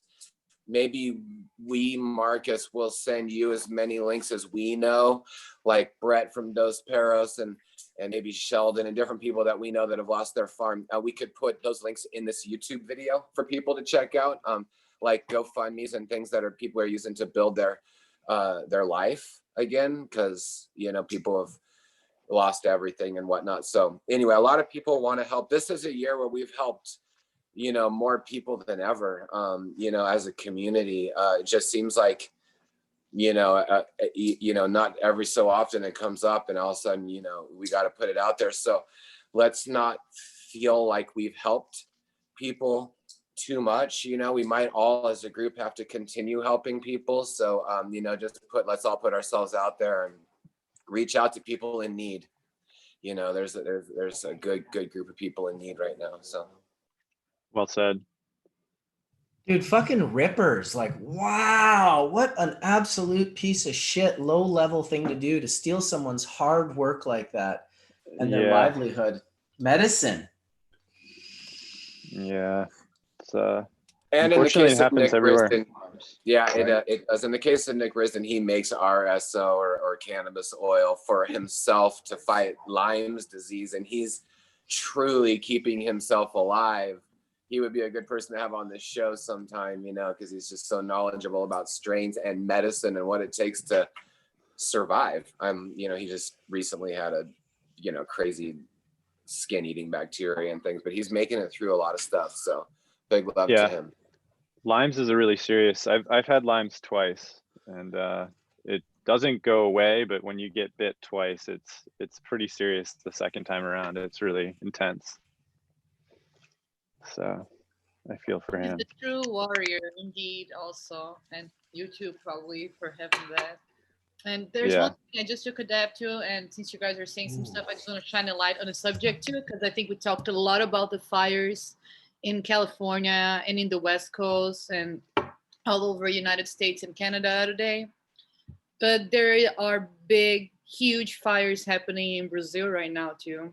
A bit different than here because it's not natural fires, they're all criminal fires and in the highest biodiversity places in Brazil. So I just wanted to send some love, take this dab. A bunch of animals have died, a bunch of animals have burned. We actually, what was burned right now in the last month was over what was burned in the last 20 years total. So it was very crazy what happened. So I just wanted to shine some love over there for everyone that is here and everyone that is like watching it too. If anyone's taking a dab, smoking a joint, just send some love. And to all the spirits of the fires and the winds, be like, have mercy on all of us and just like help us out. So just wanted to shine a light on that too. And just took a dab. I wanted to offer this dab. Very well Cheers. said. That's heavy. When you think of David Attenborough's quote about 94% of all mammalian life on Earth is humans and the livestock that they cultivate, and the other 4% are all the zebras and lions and wild animals that live out in the forest. 4%. Like, think of how insane that is. And when you have fires of this size and that many animals are dying, that could literally be like 0.5% of like the 4%, like 20% of all animal life on Earth. I don't think people really understand the impact that something like that can have. We've already, messed things up to the point where cows are taking up like all of the space that wild animals used to take up. It's pretty messed up. It's insane. Yeah. In Brazil, that's what's going on, Marcus. That's exactly it. They burn all the land so they can either plant soy to feed cows or just to have cows over there. It's of course a totally criminal action. It's a direct result from a lack of state that we have, and from everyone political being careful with like our environment. And it's just very, very, very sad. It's not even mother nature, it's like a land that it's not usually burned. So when it burns, it burns. It's not like it rebuilds, like, because it's like and think of what's fueling that. What's fueling that is human beings' desires to consume flesh. How about that for a thought? Yeah. That's an insatiable appetite. There's just, you never want to stop eating it. It's like you can't make enough burgers. You can't feed enough of the world's grain supply and enough of the clean water. Just give it to the cows, give them the rainforest, kill everything else, cut everything else down. I need my burgers. Yeah. Fuck. Whew. Yeah, it is. That's so let's all shine some love. Yeah. So I have a picture. I have a picture of these rotting birch logs behind me because we're putting these in the earth and growing weed on top of them at a friend's, at some family in here in the Kootenays, building a new farm and creating hugel culture and putting the logs in the earth so they can last. Because all these fires just burn up everything and it goes into the atmosphere. It's gone forever. It doesn't become microbes. It doesn't become long life forever. And, I just, again, want to encourage people to put wood in the earth and sequester the carbon for as long as possible in the earth. And, it's crazy what's happening with fires. In the case of Southern Oregon and Medford, it's amazing. I really feel for the Rogue Valley. I mean, the fire ripped through an urban area, like you were talking, Wade, like Paradise. I mean, we're talking from Ashland all the way through to Medford, 10 miles of all towns, Phoenix and Talent. I mean, massive 3,000 homes. I think that's right. Some thousands of homes were taken out down there. And in Tequila in Southern Oregon, they really mobilized as a community and really did a great job of protecting their community from the fire from Happy Camp that was coming over. So incredible mobilizations have happened from people. So, it's pretty powerful. And I know Wendy from Sunibus obviously couldn't make it today. Oh, I thought she is going to come on. She was going to talk about ash mitigation on the flower. And I guess we're going to try and send her a link to get her on right now. So, there's people that had the fire within a half a mile of their house, just blazing, crowning, just dropping the shit on their house and stuff. So, and these are people with, a good amount of weed out there. So, there's anyone who has any information on ash mitigation. Colin, have you ever had to deal with that, or do you know anyone since you're on right now? Yeah, so I have some friends that are out there. Everyone's using blowers. You don't want to wet your plants down ever. You really want to refrain from doing that. You just want to go out there and try to keep it dry. If you can put some hoops up, try to put some hoops up, but don't put anything that's flammable, because that could cause other problems. You just got to be diligent and be on it and be patient and really, keep airflows as much as you can. I've heard 2 friends are putting fans out there with Jennies to try to get airflow through the rows to try to just help mitigate things, and just doing your best. But in terms of just ash mitigation, it's just blowers and fans. And if you're in a greenhouse too, you can, if you have the ability to run power to it, use maybe a carbon filter and a fan so that the air you're pushing in is clean and you have positive pressure in the greenhouse, so you're not drawing ash into the greenhouse. Yeah. But for full terms, that's just tough. Yeah. That's one of the reasons why we grow in greenhouses here in this area, is not only from rain and all that, but if you're concerned about chemtrails or things, even metals from the sky, you can. I also totally agree with growing outdoors under the sun, but there's a lot of reasons, more and more, to have a cover. I think it's even possible with outdoors is to put a shade cloth. I know you don't want to shade your plants when it's already smoky, but some type of cloth that can go over the top of your plants that can stop ash from falling on it could be really useful. You could use tea stakes if they, with bamboo on the top, and then put, even just a horizontal cloth over your plants. And maybe you'd only have to do that for a week when the ash is really falling heavy.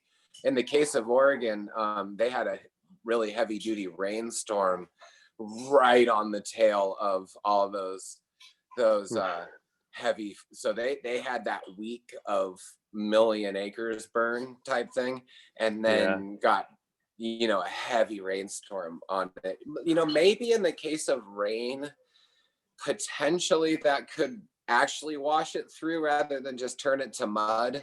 And I haven't had too many conversations with people that have reported anything negative from that rainstorm. But maybe if you're trying to wash it with like a spray or a hose, it's a lot different. But I guess with nature, with the rains, I think in this case it may have actually done okay. But that's really good to hear. Wendy can.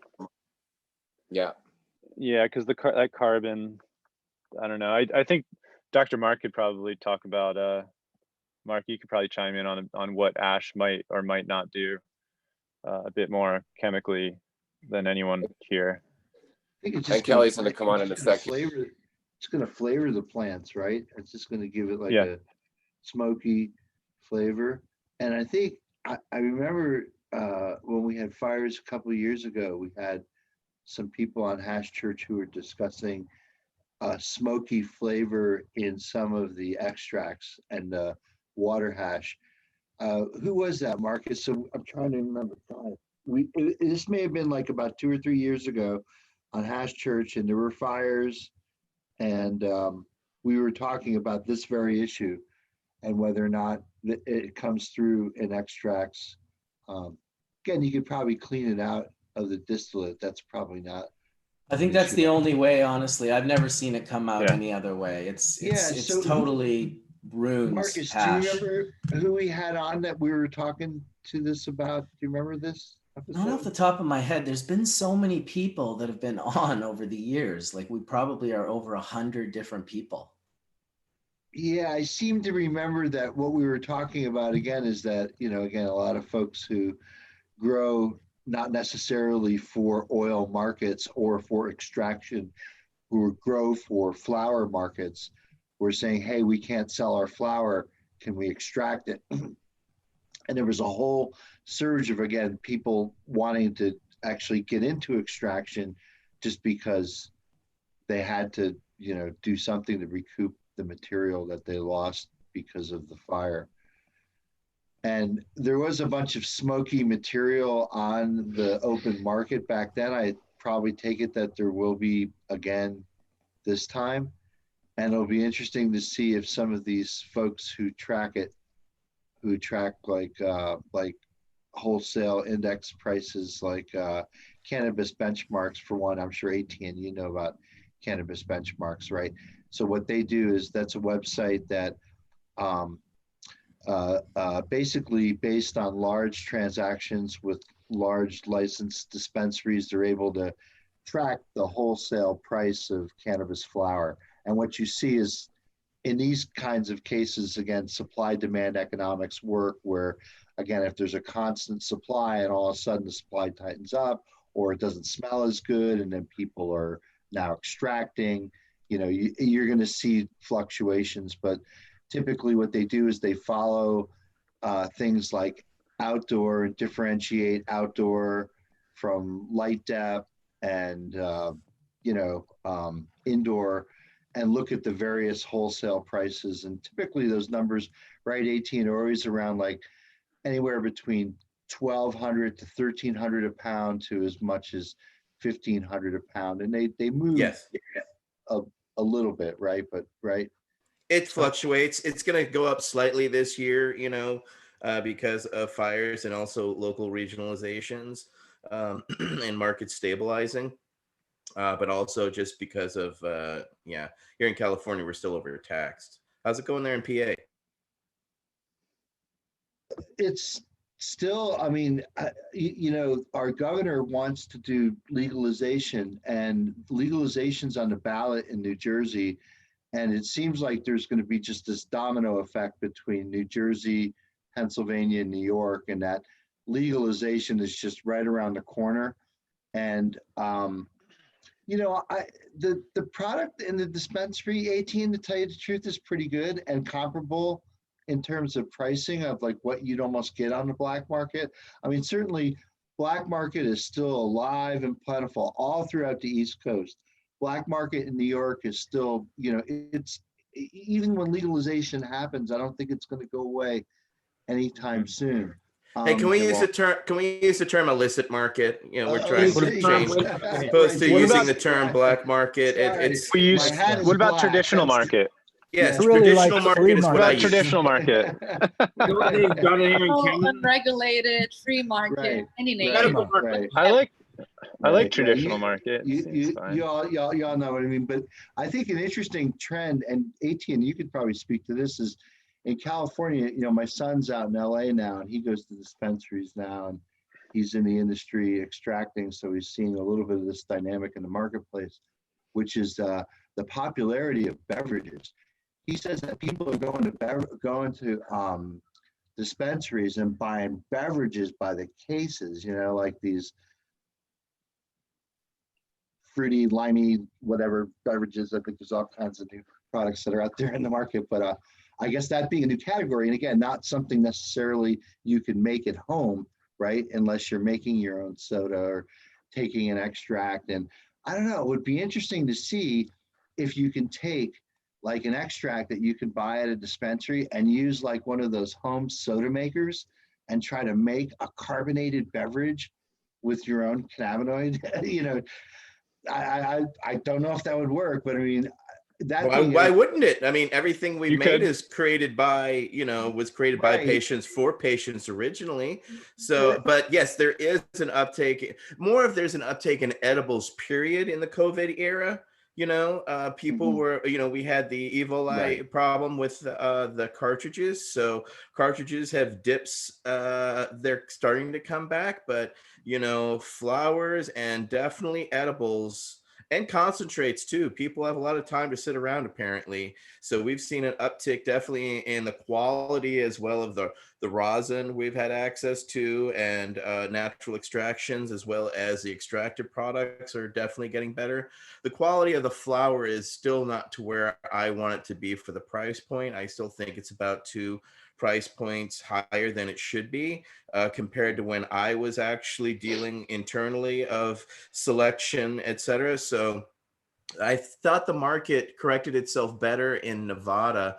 And California, it's still too production-y for my expectation. There are some quality craft growers, but this is the problem with the fires. The craft growers are the ones that are being hit very hard, whereas opposed to most of the indoor production is going on without any type of problem. But the exotic outdoors, fuck, man, it pisses me off. It's challenging and painful to see the loss, because one of my main suppliers, like I said, Foxworthy Farm, Martin and them lost access or had problems prior. They were able to save some and get some out as the fires were encroaching, but have to see how it's harvested and dried to see exactly the quality of what it'll be. So a lot of people are dealing with this reality right now, and it's frustrating and it's sad to see. On top of that, fire season ain't over.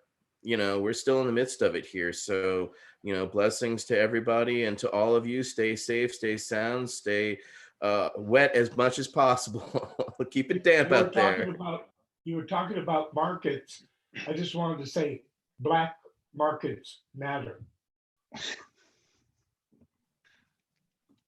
Black line. Oh, that is so not Could be not too correct. soon. Could be too soon.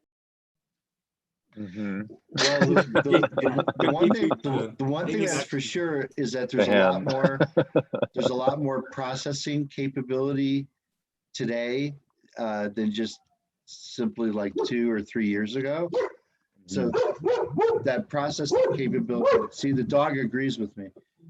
That processing capability means that there's now people who are doing toll processing in the cannabis. So you can grow cannabis legally. You can bring it to a toll processor and they can make oil for you. So that's kind of cool. The other thing is that, in hemp, we were talking a little bit about this before, that bill that's in Congress right now, which is the 8178, I think, which is the thing that's going to basically regulate CBD as a dietary supplement. This just totally needs to happen, because right now the painful thing that Epidiolex has done is it puts CBD on a list of being an active ingredient of an FDA-approved drug, and you can't put active ingredients in food or cosmetics or dog food. So what's going to enable that is this thing that I pulled up the thing just on my computer for a second now. Was the act that's currently in, I think it's called 8178. It's either Blumauer or the other guy from Oregon who's basically put this thing forward. Supposedly, even Mitch McConnell wants this to happen. So again, that's sort of like the gate, unfortunately, in our government of whether or not things are actually going to get voted on, is the head guy in the Senate has to be okay with it to bring it to the floor for a vote. Supposedly they have bipartisan support of this, but what this is going to do is this is going to carve CBD out of the process that you were talking about before, the IND process, which is an investigational new drug thing with the FDA.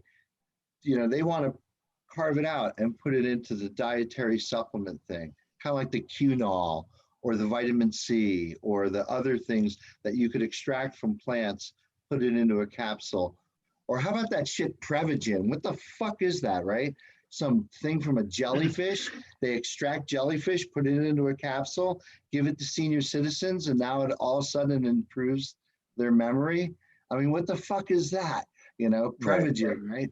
So, that's the category that CBD and tobacco actually all belong in, or maybe not tobacco, but Well, what do you think of that interim rule the DEA did recently on the hemp farm bill? And the way it kind of opens up for GW, because there's a thing in there that says anyone with FDA approved products will no longer have to have permits or licensing for import or export. I'm like, listen, these guys are getting ready to clear the board. Okay, so what the interim final ruling is an attempt by the DEA to harmonize the Controlled Dangerous Substance Act with the American Agriculture Improvement Act, aka the Farm Bill, right? So the Farm Bill basically says if it's below 0.3 THC in the plant, it's legal, it's hemp, high five, go grow your hemp, right? They forgot that as soon as you buck those hemp plants and you take not the entire plant at 0.3, now you take the more potent parts of the plant, as soon as you trim it, to extract it, to distill it, to isolate it. Way over. Yeah, well, except the isolate, if you're talking about CBD, the isolation portion, but the dirty secret is again, we talked about this on Hash Church a couple times, at 0.3% in a typical yield of these high yielding varieties like Lifter and cherry wine and whatnot, box and all those, on a typical yield of an acre of hemp, if you grow like a drug variety in a drug variety kind of way, that's almost like 5 pounds of THC per acre. It's a lot of THC, right? That's what I'm saying. It's a lot. Right? Yeah. And so they never, the intellectual furnaces weren't burning hard enough to realize that, well, even if we regulate this stuff and put this stuff as 0.3 in the plant, that every step along the way, until you're in the diluted, tincture. Obviously, the diluted tincture is back down to 0.3 or whatever it was in the plant, but everything along the way, which is called work in progress hemp extract, is all basically illegal just based on the amount of THC. And the whole Delta 8. Not only that, Mark, but the truth of it is, if you have a high CBD variety that's over 10%, the odds are it's hot if you let it mature, because CBD synthases produce about a 25-to-1 ratio of THC. Yeah, Sam, I was in a field yesterday, just right down the road here in Maryland, that's growing a high CBG variety of something called Lifter. And there is no THC in that variety at all. Zero, none, zilch. I can second that, Mark. Right. We have varieties. It's got about 1 or 2% in dry weight. It's got about 1 or 2% CBD, but it's got like about 18% CBGA. So it's completely got all of its synthases shut down, at least after what the geranyl allyl transferryl phosphatase, whatever, the thing that puts together CBGA, but all the other synthases that either make CBCA or THCA or CBDA were all basically shut down in that variety. So I'm really interested to see what that's like. I have a small nug of it downstairs. I'm drying it because I want to smoke it. People have asked me, they're like, what's that like when you smoke? Oh, I don't know. I'll try it and see what it's like. I've smoked CBG. We developed high CBG varieties more than 15 years ago. Nice. What kind of level? I mean, 15%, that's pretty high, right? That's pretty high. I agree. And ours also had little to no THC at all. But you don't smoke CBG for recreational purposes. Yeah. Yeah. So how does it make you feel? Does it make you feel high or relaxed or not at all? But then I don't like CBD. I don't like CBG. I don't like CBC. None of them get me high, and I don't like them. I smoke to get high, not to get healthy, because I'm already healthy. Dude, you just crushed COVID out in 24 hours. How about that? And he's patented it, probably. Mark, I've been dry sifting some CBG, and it's really a nice resin to work with.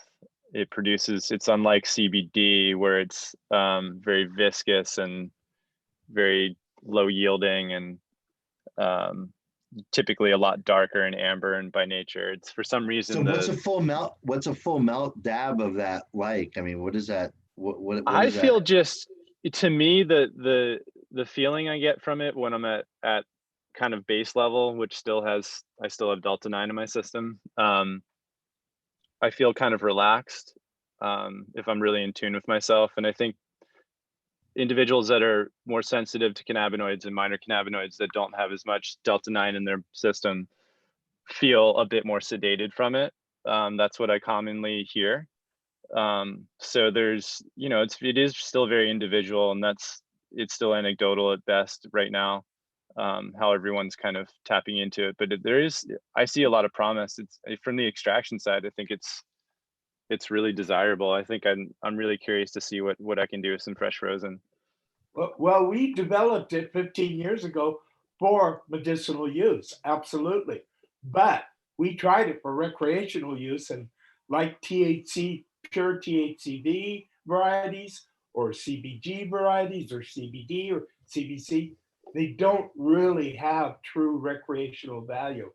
I mean, some people will say CBD calms you down, okay, but that's not getting you ripping high, which is what I. Well, what about together, Sam? Like, what about all of these major and minor cannabinoids together at various levels? Would you agree that removing one of them would change that experience? I have not tried them all, but of course, everybody's tried equal mixtures of CBD and THC, because all of the imported sifted hash traditionally was a mixture of THC and CBD. Sure. There's some arguments out that the cannabinoid synthase, in terms of the entourage effect, this general subject that we kind of touch on, to remove one percentage of, let's say, CBC or CBG from a cultivar profile, which completely reshape the experience of that cultivar. Same thing on the terpene synthase. So I don't know if anyone has any thoughts on that, but it's something that I've been kind of thinking about lately. I traditionally bred high THC varieties for recreational. Now, when I was interested in medicinal varieties, we created the world's first CBD only variety. The same thing with CBC, CBG, THCV. We did all those, but they were not for recreational use. They were for medicinal use. I use a full cannabinoid spectrum. So I mix all my water concentrates together and sieves, and then I put all my BHOs, et cetera, together and mix them, because for me, that's worked for me, is a full spectrum. If I try one thing, I get a little bit of this. I try something else, I get a little bit of this. So for over a decade, I've just mixed it all together into, and keep adding to it like an everlasting gobstopper. So that sounds like full spectrums. Plural, yes, but that works for me because I have access to. But because some people can find a certain flower specifically works for them. I have, because of my Gulf War syndrome, I have various different symptoms, from nerve damage to nausea to migraines to different situations. So each one sort of matters. So combining the ensemble effect of them all allows me to be productive and allows me to be a part of society. Etienne, that's how I feel. What did you smoke in the 60s and the 70s before there were the minor cannabinoid varieties? I was hanging out in my mom's ovaries. We're having a great time. Me and the other eggs. We were all like, sup? Wait a minute. No, I didn't. Hey, Sam, you're old. It's just for me. Yeah. I mean, I didn't get turned on till I was, 18, 19. So, and I didn't really get turned on to real concentrates until I was out here in California in my early 20s. So, I mean, your experience, you were well into it way before. It's just, this is what I found over time for me during the access, because early on in Oaksterdam, I was able to get a lot of quality water hash too. I had the original machine from working at the Galaxy Gallery back in the late 90s. So I was making my own water hash, and people were contracting with me to make their water hash for them because they'd never seen a machine that could make quality hash like this that bubbled. I mean, that blew our minds, you know? So I just would initially just take scrapings off of the coffee filters and then mix them together in a coffee grinder. And that's what started it for me. And so But I have, honestly, you didn't you're know way what, ahead of us by decades. you didn't know what cannabinoids you were smoking because until when was it? 1990 or no wait, till 2000, there was not analytical labs available in California. And Sam, when do you think the first analytics really were for cannabinoids? You know, because you're touching on this idea that people like okay. Dr. Osole have been doing this for decades and decades.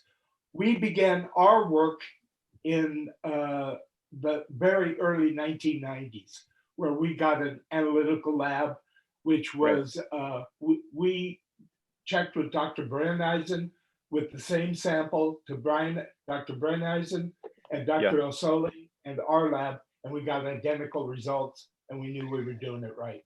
And who was running that lab, Sam? Like, was Dave Pate the main chemist there? Correct. He was the chemist that was hired to do all this work. Correct.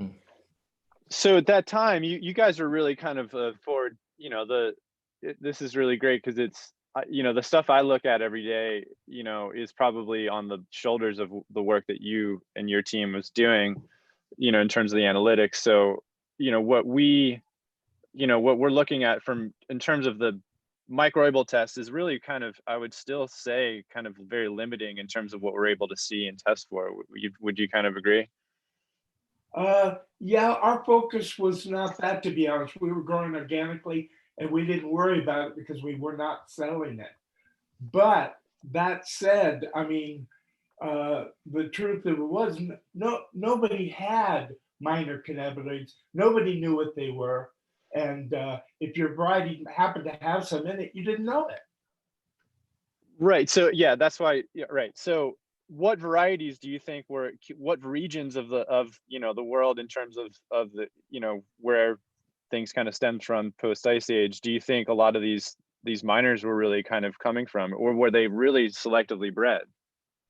No, they were all over. When the way we bred high single cannabinoid varieties of a minor cannabinoid was, for example, THCV. I used California orange because it had small amounts in it.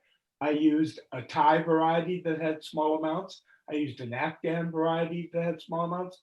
And I used a South African variety that had small amounts of THCV. And then we self those for generations and then combined them all at the end and had a variety that was well over 10% THC with little to no THC. Right. Wow. And we did the same thing for all the minor cannabinoids. Took about 4 or 5 years for each one of them, but we were doing a lot of them at the same time. So you guys went through like a whole you went through several generations. Like you went. Oh, we went through several years. Generations. Absolutely correct. And everything was analytically analyzed, everything, so that we were able to use the next generation's best of for that targeted compound. So were you guys able to really track what acid forms were really happening at what times through the process? Did you guys get that granular? Well, we could. We weren't so interested in that, but yes, we had HPLC and we had GCFD for the terpenes. Because I think that the thing I'm trying to understand now is how we can track that through certain varieties to pheno hunt, and you know, to maximize the most out of a, you know, and you said variety to get not only the best phenotype but the best chemotype. Well, my suggestion is grow them organically in the ground. I used a greenhouse, but I lived in Holland. I didn't have a choice. So, they will express the cannabinoid terpene maximum that variety can do. And yeah, I mean, it's not hard to grow excellent weed as long as you don't make stupid mistakes, but we all do. Right. Yep. Well, that means we shouldn't deforest, Sam. We should take all that and do what Josh was saying, right? Wait. Grow organically with it. Sam, I thought you were perfect. What are you talking about? He who has patented everything. I thought you were the perfect. Well, I'm so perfect that no, I'm not quite perfect. Well, I appreciate the information, Sam, and the knowledge. It's you know, it's something where, you know, I'm always trying to pick up on. Hey, Sam, when were you first You turned asked on? about early lab. I would say Dr. Osole, Brenneisen, and Dr. Meshulam and Associates were three of the very, very best. And that's who we emulated and we considered our leaders. And when we got the same results from the same samples as they did, we knew we were doing something right. Mm-hmm. When were you first educated on beaver terpenes there, Sam? Well, the first time I went to Canada, and I can't help but think Horatio would be smiling knowing we're still talking about beaver terps. What's funny is that they're actually used in the food and fragrance. Raspberry, yeah. It's Yes, like raspberry flavoring. Vanilla, raspberry, bunch of beaver terps. Yep, the beaver's sitting there in Canada giving us the raspberry. You know, earlier we were Unintended. talking about. I wanted to go back really quickly. Hi, everybody. Sorry. Hi, Kelly. I had a million things going on. Hi. Oh my gosh. Good to have you. Good to see you. Oh, I love all you guys. So awesome to see you. Kelly, so you're like a beacon of light. I feel the same about you, Mark. Oh, you guys. I was just saying, you know, we were talking about the mitigation of ash, and a lot of small farmers are getting hit. And Etienne, you were just saying, you know, sun-grown is getting hit harder than ever. And we really need those small farmers to be successful. It's one of the single most important things that we could do on the planet Earth is to help small organic farmers be successful. And one of the ways that I just wanted to say to everybody out there who's listening, who has a small farm, your success is really important to us. It's important to many of us. And I just was thinking, you know, maybe being done earlier, try to put something in the ground that's going to have all of your crops done, you know, a good portion of it done early, whether that's these beautiful auto flowers that are coming on, you know, some really beautiful trichomes that they're done in early August, or to do light depths, small light depths. So at least part of your crop is going to be finished before the fire season comes on, because it's just really, really important. One thing I don't like about auto varieties is you can't grab the best clone so easy and use it for years. With yeah, autos, you got to be breeding it for seeds. And really that can be nice, and it can be a pain in the butt. So it really depends. But I just wanted to mention there's a company up there in Canada called Sagra, and they have developed a way to keep mother plants of auto varieties. So anybody who needs their services can check them out. And also because we've come into the legal market, you know, keeping clones for a lot of sun-grown people is not important. Breeding is absolutely important. Having seeds, direct sowing into the ground. You said it earlier, Sam, you know, direct sowing, deep soil beds are how we're gonna reach the ultimate potential of the plants. So we're really encouraging these small farmers to have their own breeding stock that's biologically intelligent to their soils, to their areas, to their zones. And the more that we breed for an early finishing, we can really beat out those fires, and these farmers can have great success. And the Heart Rock Lion Claw is so dank and filled with flavor, and the buds are super solid, and I mean it's and the work and that's he's being doing. done. I mean, in Daniel's case at Heart Rock, I mean I think he did 140 crosses this year, and he's planning on doing 300 crosses next year. So and for good breeding, power to the deep. And for good breeding, you really do need. Yeah, and also you need clones. They're part of the breeding program. I mean, there's a reason to keep clones. There is. Yeah. But I don't know if you have to in the case of like, auto flowers. But there's intention to everything. So if your intention is to do some certain thing with a clone, then Well, I don't know. I think that we could really have that discussion. I think that that's a really interesting topic, Sam, because when you take clones, you're really starting to mitigate the immune response of that plant. Then you have to take that plant inside. You may have to put it into a pot.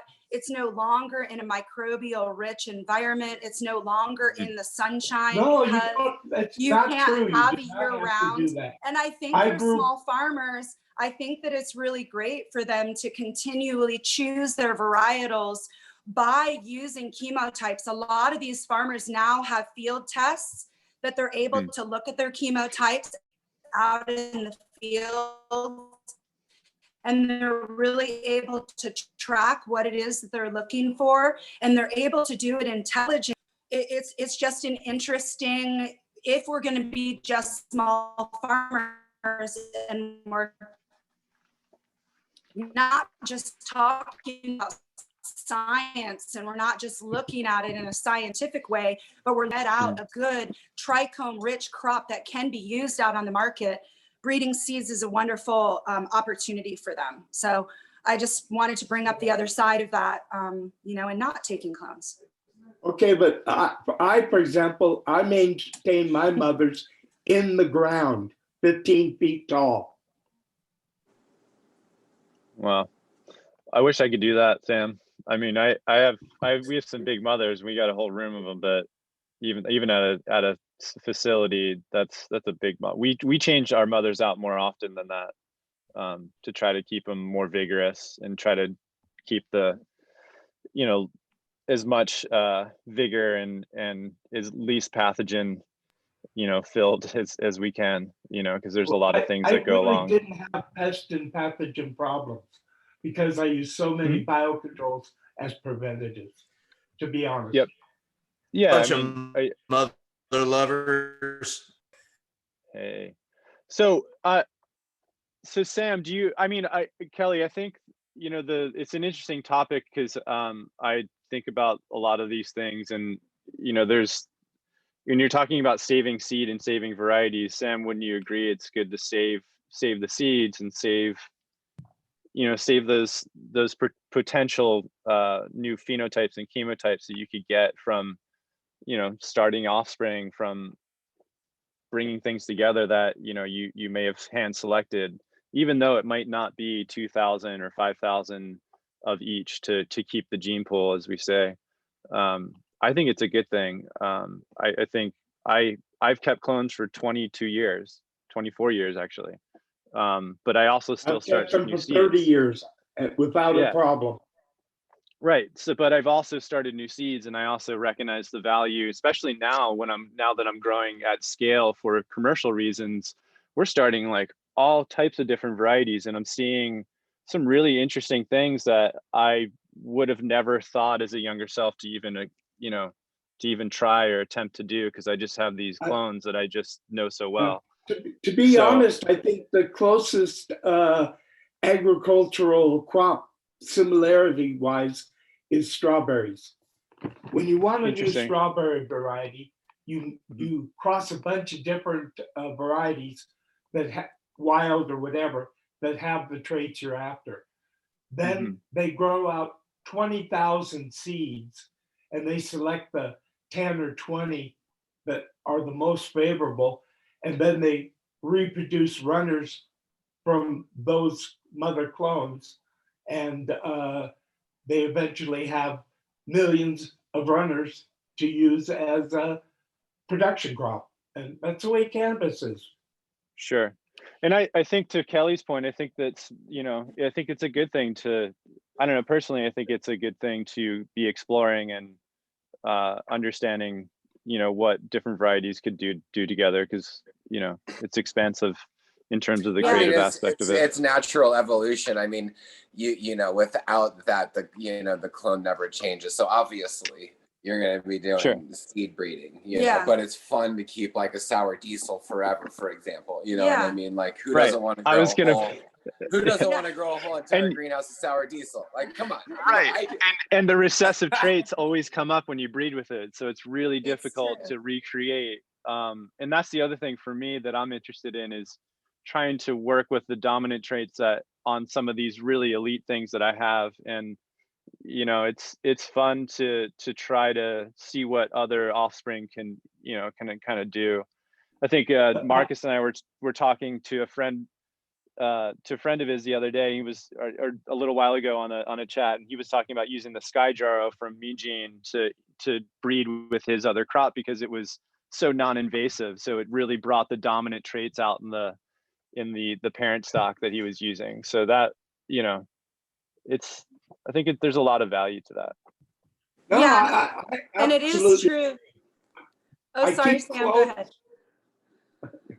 I keep clones for breeding and for production, but I every year grow the majority of the plants from seed, because that's where the new exciting shit is.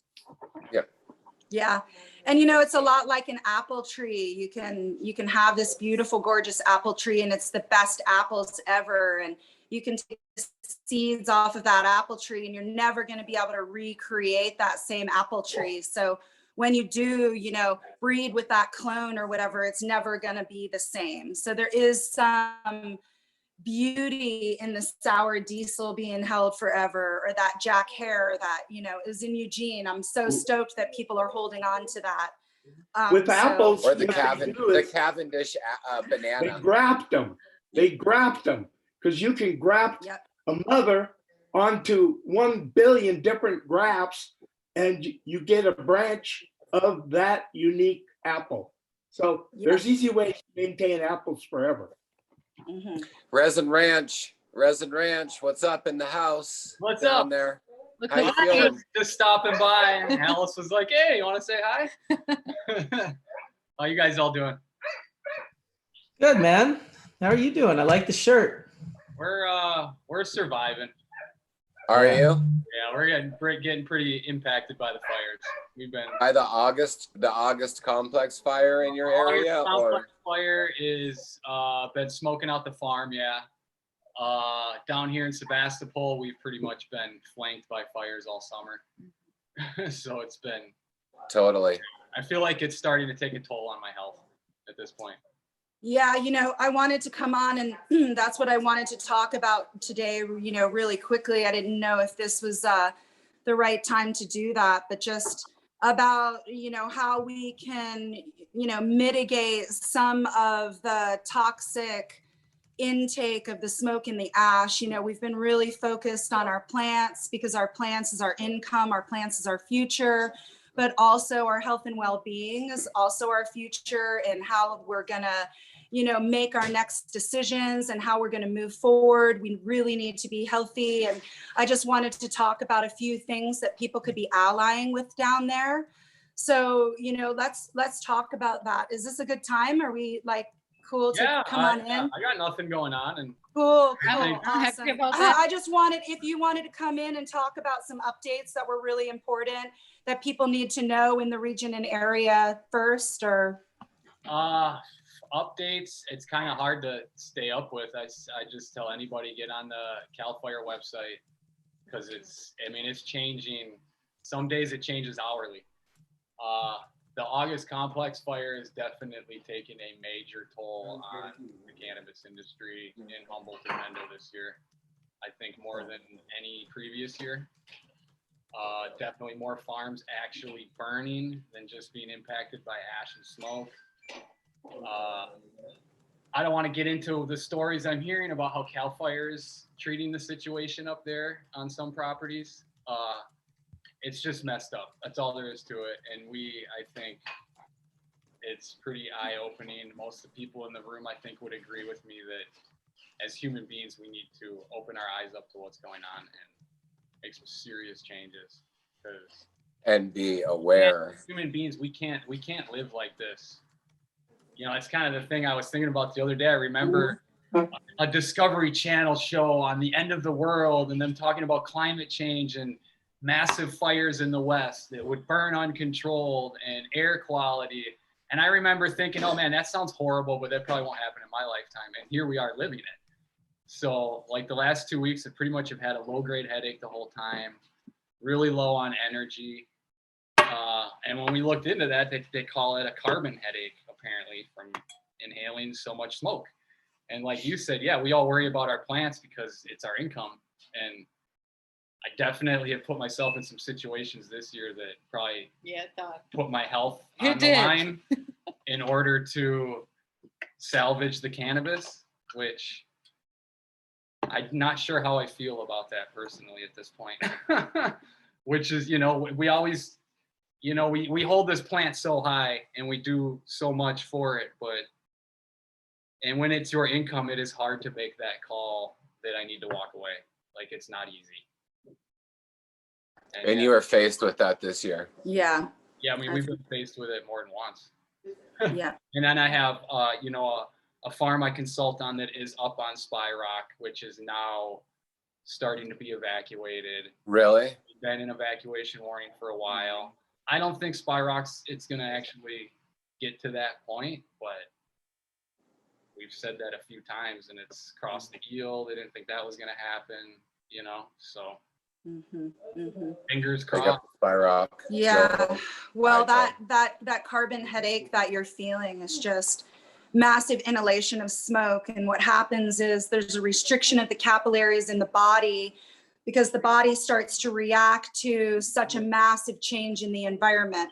We are so much a part of our environment. Like the earth resonates at like a 7.82 or something like that. Don't quote me on the same numbers, but you know, that Schumann's resonance, and our bodies resonate on the same exact, you know, frequency. So when there's like a whole lot of smoke and fire in the air, not only is there a whole lot of smoke and fire in the air, but the actual resonance of the vibration of the area and the zone that you're in actually changes. So it's incredibly detrimental to us on lots of different levels. So not only are we getting smoke inhalation, but the resonance is changing, and we need to be dealing with mental health issues. You know, a lot of people are like, whoa, another day of smoke. Not only is it that we're in COVID and that people are having restrictions all over the place, but we're dealing with the lack of sunshine, you know, ash and smoke, and also the resonance changing. So in order to take care of your internal health, you know, allying with OSHA right now. OSHA root is so important. You can get it in tincture, you can get it in and it's found in the hills of California. Some people call it bear grass. You can OSHA. And that's something that we can really find in a lot of zones and regions. Also any kind of immune stimulants. Echinacea right now is being dug up. I can't say, you know, more than ever, this is a time to really look at our farms, look at our little gardens and what haven't we planted? Do we have burdock root? Really good for cleaning the blood right now. Also activated charcoal, taking a lot of activated charcoal, because when you're breathing in these toxins, you know, it's actually being lodged into different areas of your body, and activated charcoal can help wash it out. And I guess, and bentonite clay is another one. Zeolite clay, even more activated, more charged, easy to find. And also, you know, your indigenous microorganisms, however you all are, you know, making indigenous microorganisms for your plants. Make sure that you're drinking a little bit of your EM, a little bit of your lactic acid bacteria culture, your sauerkraut water, your kimchi, all of those things that are going to boost our microbiome is incredibly important right now. And what I wanted to save last is the most important is water. We have to be drinking water. You have to be drinking more water than you even think that your body can be handling right now. Even when your belly is full of water, you have to be drinking more water, because just like the plants and in the air, all of the ash is taking all of those humidity particles out of the air, and it's causing an incredible dehydration in the air and in our body. And when we have dehydration, all that does is exacerbate all of the other maladies that we might be holding on to, which is absolutely the same as our mental health. So if we're already on the edge of not feeling so well, we get dehydrated, it's over, it's done. We're in a hole of depression or not feeling well. So really important, drinking water and opening up our hearts right now to compassion for those people that are really needing help. I think as human beings, we are here on this planet to be a collective consciousness. And now more than ever, we need to recognize that a part of our planet is really hurting right now. So whenever we can, those people who aren't on the West Coast, send good vibes to the West Coast. Send good vibes to our brothers and sisters that are out there. It's meaningful. Prayer matters, so. People on the West Coast feel like they're getting burned out right now. I mean, I think you may be talking about that, Todd, and whatnot. Yeah, I mean, but it's, that's kind of the other thing is the stress level that I know I'm operating at, and I can imagine that everybody else in my position is operating at this year, on top of it just being 2020 and all the other crap going on. It's pretty insane that I've actually gotten comfortable operating at this stress level. It kind of scares me. And yeah, it's just this year more than others has me rethinking things. Like when I first hopped in, Alice said you guys were talking about, starting earlier, different times, all that stuff. I was just talking about that the other week, that it totally has me rethinking how I want to run the gardens and do that. I don't think I'm going to even attempt a second depth next year. Yeah, diversify and really make use of your product. Yeah. Go ahead. It's hard for me to pull off a second depth in my spot just as it is. And then add stuff like, we flipped the hoops. The fire happened the next day. We didn't see the sun for 3 weeks. My plants went through the roof. Node spacing is like a foot apart. It's, it's and the full terms do all right because they got to set up earlier in the year before fire season. They seem to handle it a lot better. They don't seem to get smoke damage as easy because they've already kind of coaled it up. Yeah. Back to more full terms, more seed starts, less depths. Yeah. And here we are, we're allying with a plant that's an adaptogen. And we, as cannabis farmers, a lot of us who have been in this for a long time have been really adaptogenic to laws, to regulations, to still trying to get our crop out. So I really encourage us as a community, even though we're feeling really beaten down, we are resilient. We're an incredibly resilient group of people. I've never met a more resilient group of people all over the world. So let's take that resilience and become adaptogens and switch up what we need to so we can still get out the good medicine. And if we need to just have one depth that's even bigger, that's earlier, or, even longer varietals that go even way further, let's also talk about that. We've been talking about finishing earlier, but what about those, really long flowering sativas, the thin leaf varietals that go and go and go that aren't really done until the beginning of December. A lot of people in California can be doing, those varietals as well. They're well out of, the fire season. One other thing I wanted to say is that as well as the cannabis is an adaptogen, the other thing to ally with is our medicinal mushrooms. Really important. A lot of people are doing micro sweet medicinal mushrooms, so incredibly important right now. And also so many people are doing cubensis and really doing a lot of micro dosing. Ann Arbor, Michigan, just legalized or just decriminalized cubensis or any kind of psychedelic plant medicine, which is really awesome. And people who are experiencing depression, a lot of really super low dosing psychedelic mushroom has been really helpful for people too. And also, agarikon and cordyceps are both very supportive to the lungs. So to use Garicon and cordyceps in teas and ingest that is going to be supportive to your lungs. And turkey tail as well. So, you know, the other thing that I was saying just really quickly is that we were talking with Wade yesterday with Trix and Potent Ponics on his awesome live broadcast that he did all day yesterday. And today. Yeah, is that cannabis is just such an incredibly intelligent being. We've been working hand in hand with this plant for so long. Its intelligence is ours, our intelligence is it. I just really believe that those of us who bred 2020 seeds, it's just incredibly important for us to get out that information. This year is so potent, it's so powerful, it's so transformative. We're in this state of new discoveries, and the cannabis plant is also feeling that vibration of us being in the gardens every day. And then those plants that are the seeds that are being bred, then being popped next year, will have all of the intelligence, will have maybe even all of the answers to the future remedies that we need. So it's so important to just keep popping those seeds, especially the ones that we made this year. I'll end it. Yeah, I gotta say, just with you saying about the seeds created this year, all that stuff, you know, the last 2 seasons I kind of got away from kind of what Joey taught me with this big seed start early. They're generally going to be healthier, more bug resistant, and got into a scene that we really had to make it kind of make money. As you guys know, we need to pay our bills and all that stuff. So we went more to the depth thing. And this year I talked my partner into, hey, let's clear a little area and do some big full terms again.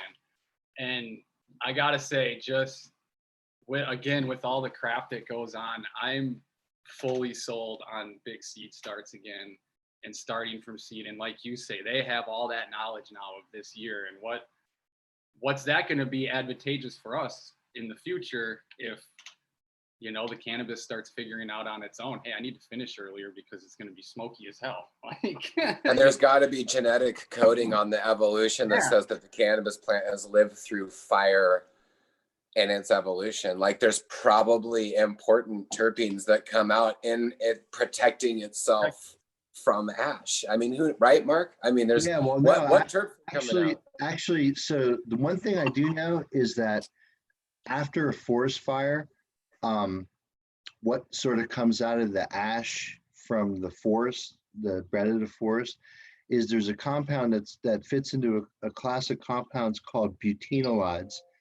And this particular butenolide is actually one that enhances seed germination. And it totally makes sense from a natural perspective point of view. So after a forest fire happens, what happens? There's a whole rebirth in the forest. Well, when it turns out that the compounds that are in the soot are actually the compounds that actually encourage seed germination, it kind of makes sense. It's Mother Nature using her own chemistry set to sort of enhance, you know, the replacement of the forest. And you get the fireweed.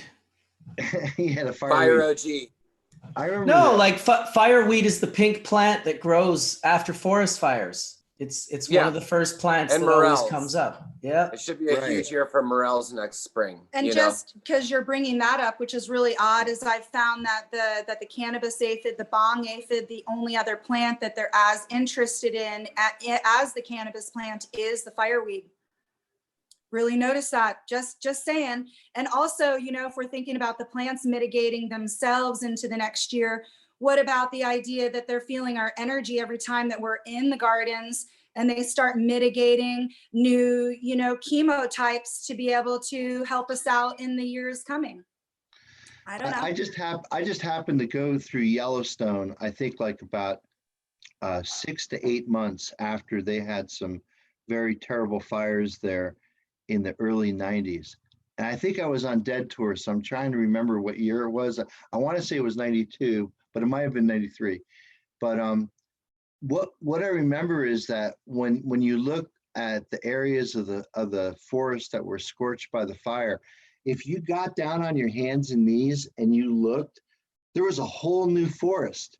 You know what I mean? Like everything that was huge and big was now just small. Like all these low to the ground plants were all there, and obviously plants that were living off of the carbon from the soot and all the burnt trees and everything like that. But the forest was just, you know, replenishing itself, and kind of what we were saying before on whether or not it's really climate change, or is this just the cyclic nature that the fire and the burning of the vegetation kind of creates the next soil for the next forest, and it just is this natural cycle. And how unfortunate for us, people like Wade, whose house is like right in the way of this natural process that's been happening for thousands of years. And oh, by the way, now it's inconveniencing humans because we're putting our homes in these beautiful places that this happens to.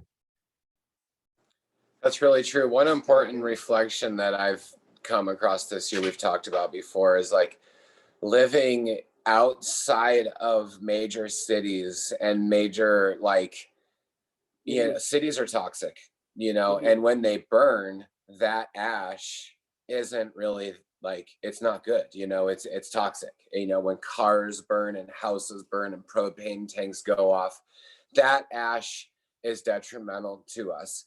Forest fire ash isn't so bad. I mean, it's part of our natural process. That ash is carbon. It's going to go in. It's part of our evolution. I think it's part of what we need. With the mass sickness and the pandemic and all of that that's going on is another reason why, you know, cities are, you know, something to be careful of. And another reason where if you can make it work out in the country and live their life, even though there's sicknesses out there, even though there's forest fires, making it through that is a healthier process. And I'm feeling really thankful for my country roots, back to the land decisions right now, even though I know that we are in the forest and anything could happen. I'm still allying with natural compounds, and I'm feeling really healthy from it, and I'm feeling for those people who are not.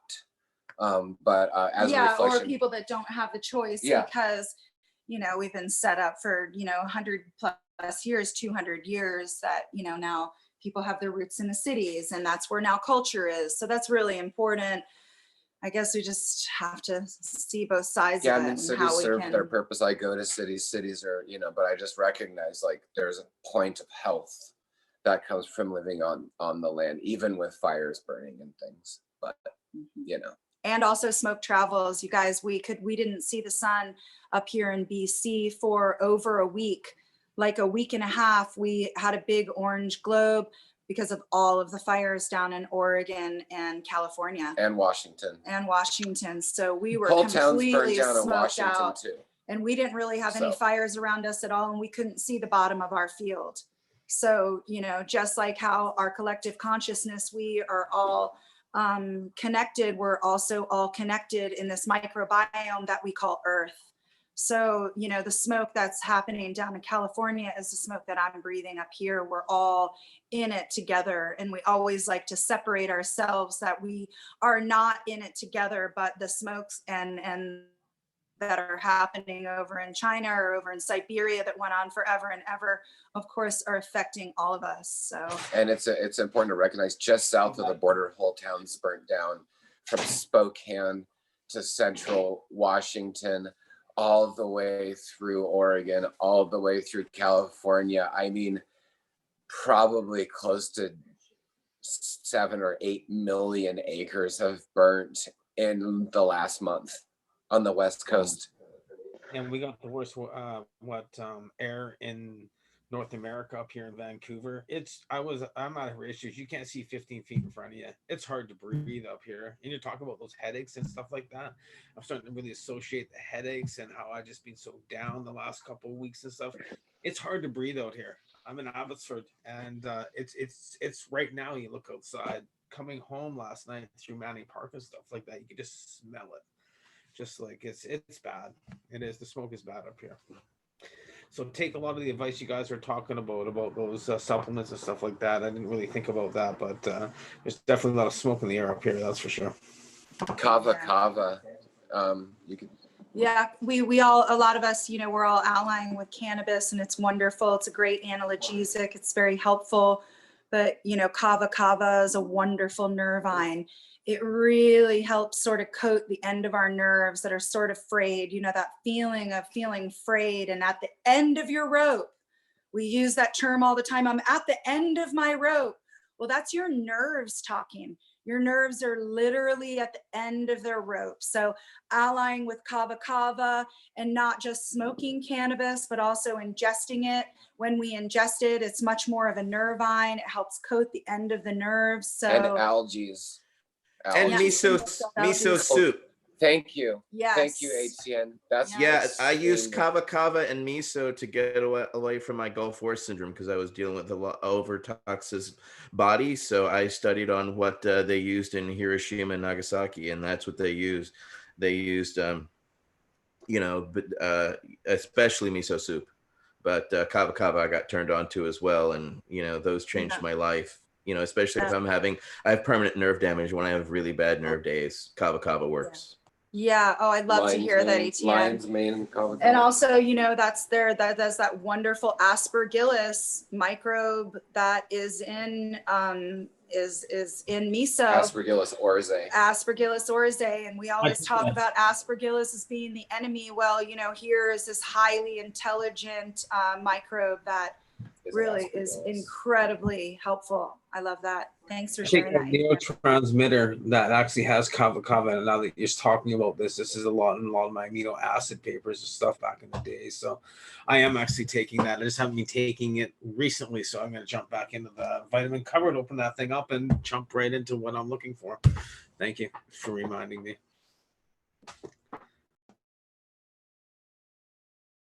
So I'm going to hop in here again quick.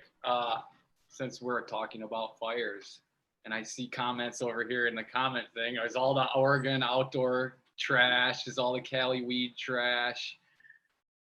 I don't think so. You know, the first year I moved out here, the first time I went into a dispensary was right after all the fires in Calaveras. And I got to say, every single jar of weed I smelled like smoke. I don't know what happened there that happened, but I've never seen that since.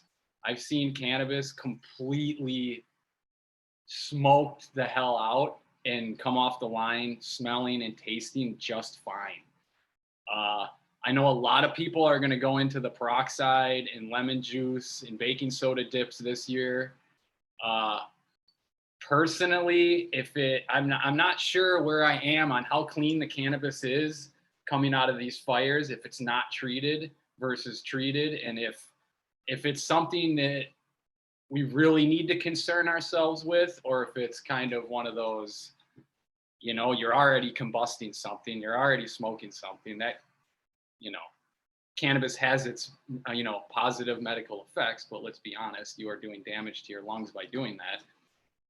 What else are we ingesting by smoking that cannabis that is out in those fields? I personally don't feel it's ruined. In 2017 with the Santa Rosa fires, we had stuff that got ash, we had stuff that didn't get ash, we had stuff that had smoke, no smoke, all that. We did multiple different ways of harvesting. We did the dip on some stuff, we didn't do the dip on some stuff.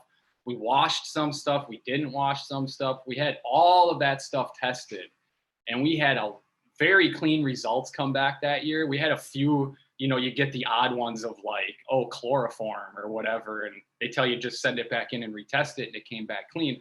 So I've kind of always been the mode of thinking that it's not doing as much damage, I think, as the end consumer kind of thinks. You know, they all just thinks barbecue OG and all that crap, and that we're smoking poison. I don't know. I don't know if any of you guys have any more insight on that. I agree with you. The ash that falls, what's falling, if it's ash onto the plant itself, is typically just, you know, again, very, very light mineral content and very, very little, you know, in terms of toxicity. The toxicity, and what we were, you know, referring to before, is the way that a city fire would smell, as opposed to, say, like a country fire, where in the country you might just be burning brush in a culvert or something like that. We're in a city, there's probably going to be like a lot of trash. The bad part of smoke, the thing that can contaminate cannabis would be what's in the soot. And what's in the soot, there's a class of compounds called polycyclic aromatic hydrocarbons.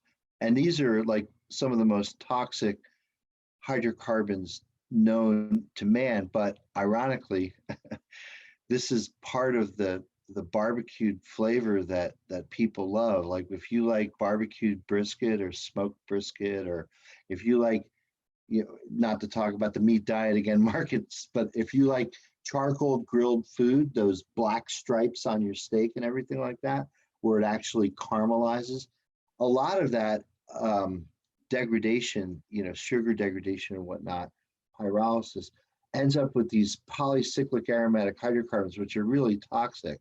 And that's why you could probably go to a Burger King, go scrape those black lines off the hamburger, send it to a lab, go show that there's polycyclic aromatic hydrocarbons in there, and shut down Burger King because they're selling toxic hamburgers. But that's part of the grilled taste that humans love so much. So, you know. Yeah, again, but Mark, with cannabis, that's not part of the taste and smell that we love. If you could taste and smell it, I wouldn't smoke it. No. Yeah, I'm just talking about like the elements of fire mixing with cannabis and where.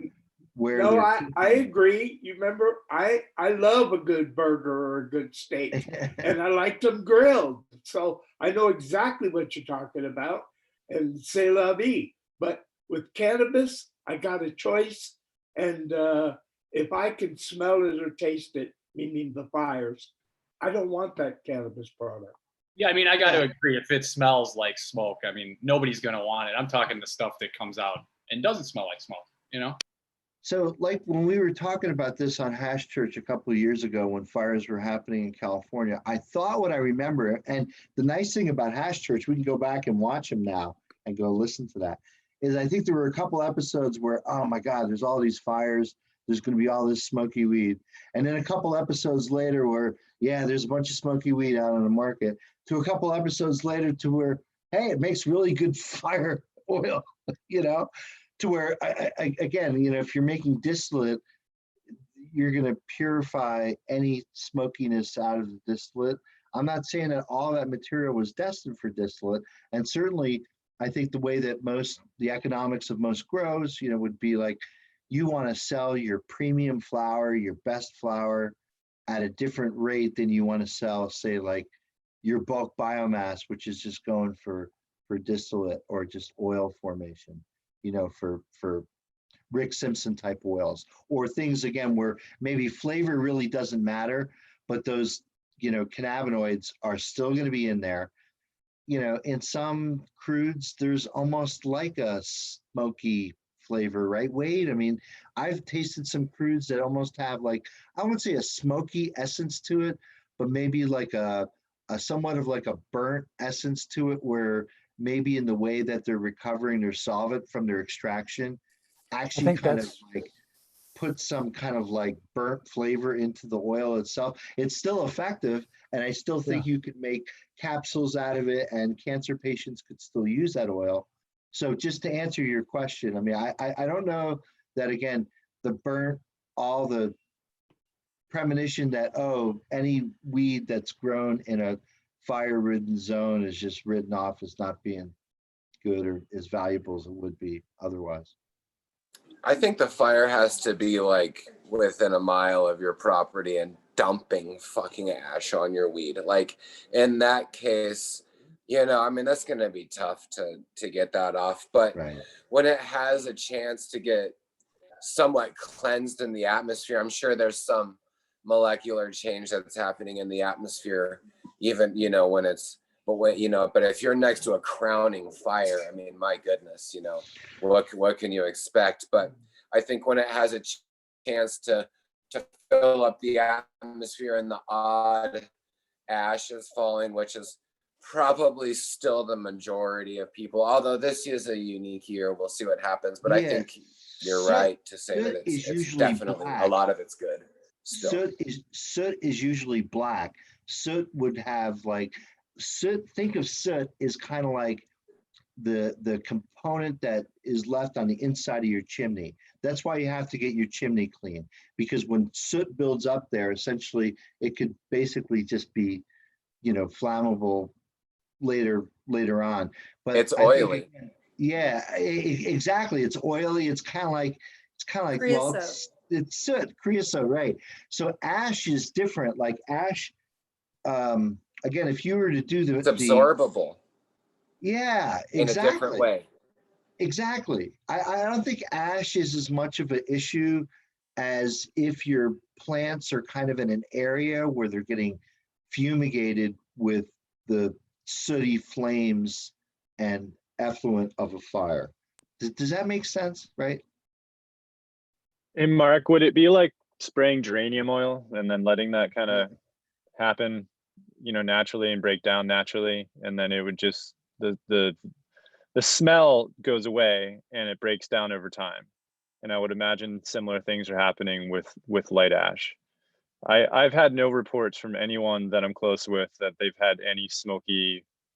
Well, I mean, terps. leaf microbes are still eating things that land on the leaf. So if you have an opportunity, like those plants are still growing, and if the fire went away, then I believe, then the plant, the stomata and everything, every minute of every day is consuming what's on the leaf. So the plant does have the ability to consume a lot of it. And we do know that during fire and when there's a lot of ash, that the cyanobacteria on the surface of the leaf, exponentially doubles, triples, it starts to grow because there is so much dust for it to consume. So I do think that there is some type of a homeostasis balance that happens and let's with say outdoor flower. Also, one thing that I wanted to say that's super easy for people to understand when we were talking about city fire and forest fire is that the smoke coming off of city fire is carbon monoxide. The smoke coming off of a forest fire is carbon dioxide. Big difference. So that's sort of. Well, they're both. They're both there. I got both. another one. Yeah, They're both but there. more. They're both there.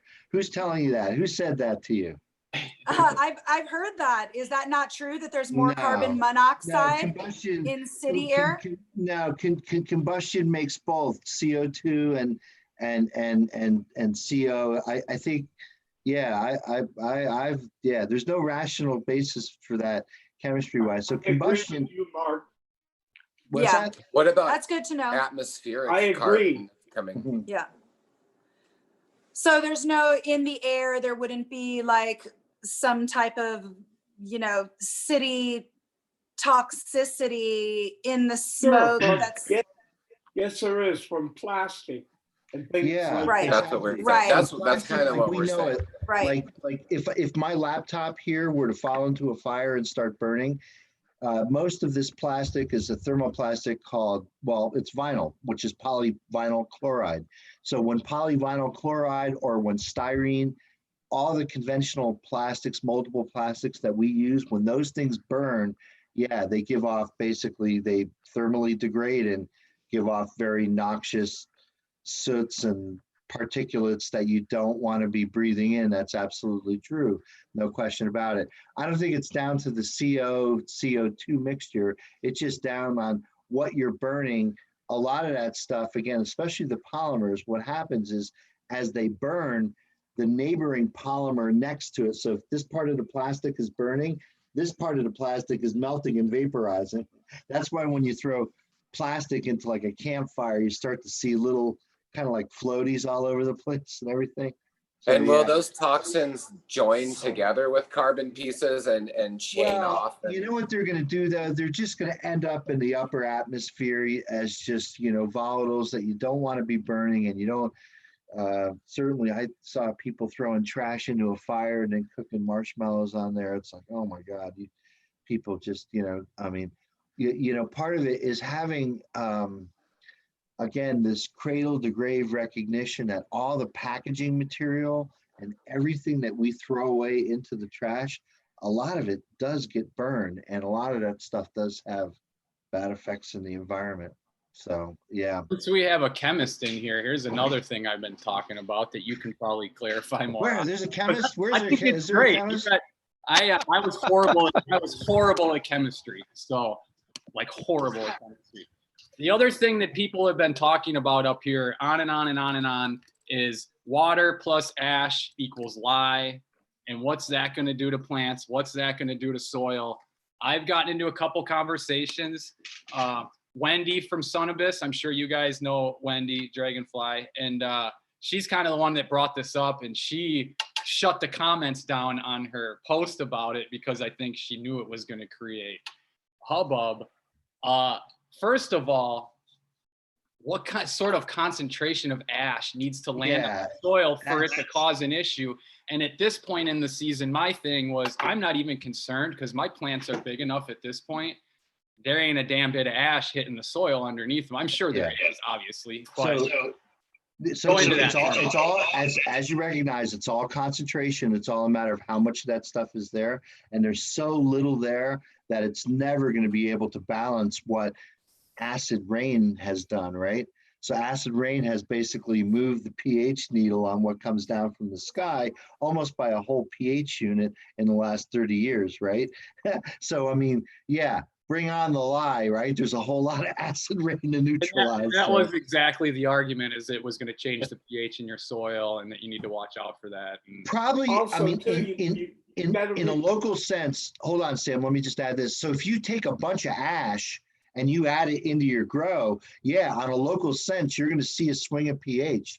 No question about it. So lye, again, some of the components in there are like sodium and lithium, and when they get wet, combined with water, they make hydroxides, which is going to basically increase the pH and give you a more basic pH. No question about it, just like lye would. But, you know, again, everything's all in, you know, the stuff's floating down from the sky, for Christ's sakes. It's not like people are dumping pounds of this shit on your grow, right? That's exactly what I thought. Now, it's not Mount St. Helens. That's all I'm going to say. Well, yeah, I mean, Mount St. Helens is, yeah, I mean, something like that is going to, you know, that was, yeah, it was great. There was a Grateful Dead show going on in Eugene, I think, when Mount St. I think it was Portland. Portland. I think it was Portland. It was like Meadows, I think. Yeah, and they were Fire on the Mountain. They played Fire on the Mountain, and there was a really Fire on the Mountain, you know? Yeah, I mean, that was, wow, I mean, I guess in and around, and in fact, a lot of what we know about how volcanoes and replenish the ecosystem has been some of the publication that's come from the science that's studied Mount St. Helens and looked at like the neighboring areas on how quick it was, you know, terrified back into, you know, organic existence, you know. That's what I was going to say, Mark, was that at first on a volcano slope, nothing will grow for the first couple of years. Mm-hmm. But after that, it grows better than the surrounding farmland. It does, yeah. Yeah, there's a whole zoo of microbes that start inhabiting that. And once the microbes start, I mean, Josh and Kelly will agree that it creates basically the chemistry of soil inside what was just an inorganic, glassy, rocky substrate, completely void of life. You know, it takes that thing and just turns it into, yeah, just a sponge and a zoo of life. So it's so fucking cool. Mother Nature's pretty good chemist.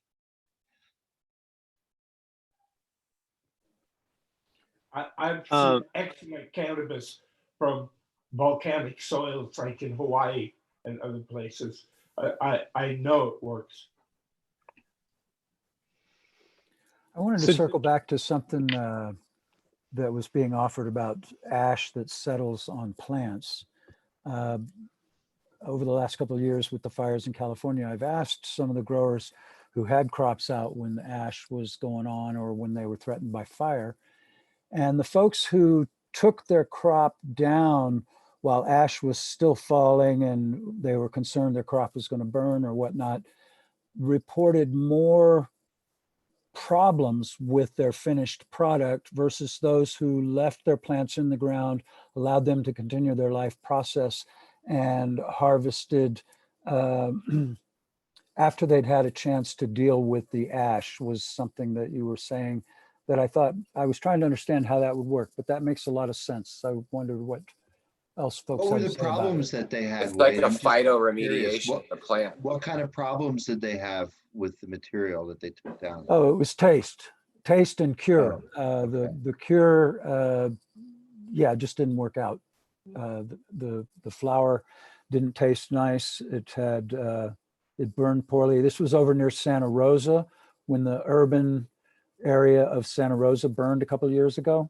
Some of the farmers in that area are who I was talking to, and yeah, they were trying to save their crop, got it down and into a drying facility away from the fire, but were real disappointed with the results. Whereas some other farmers, again, not urban, so there's a variable that may not be relevant, or it may be, but these were more rural farmers who let their stuff finish after the smoke had cleared, more or less. There was not the ash fall and whatnot. And they did with blowers and whatnot, and they felt like they got a really good harvest that year. So is there ash in the hash?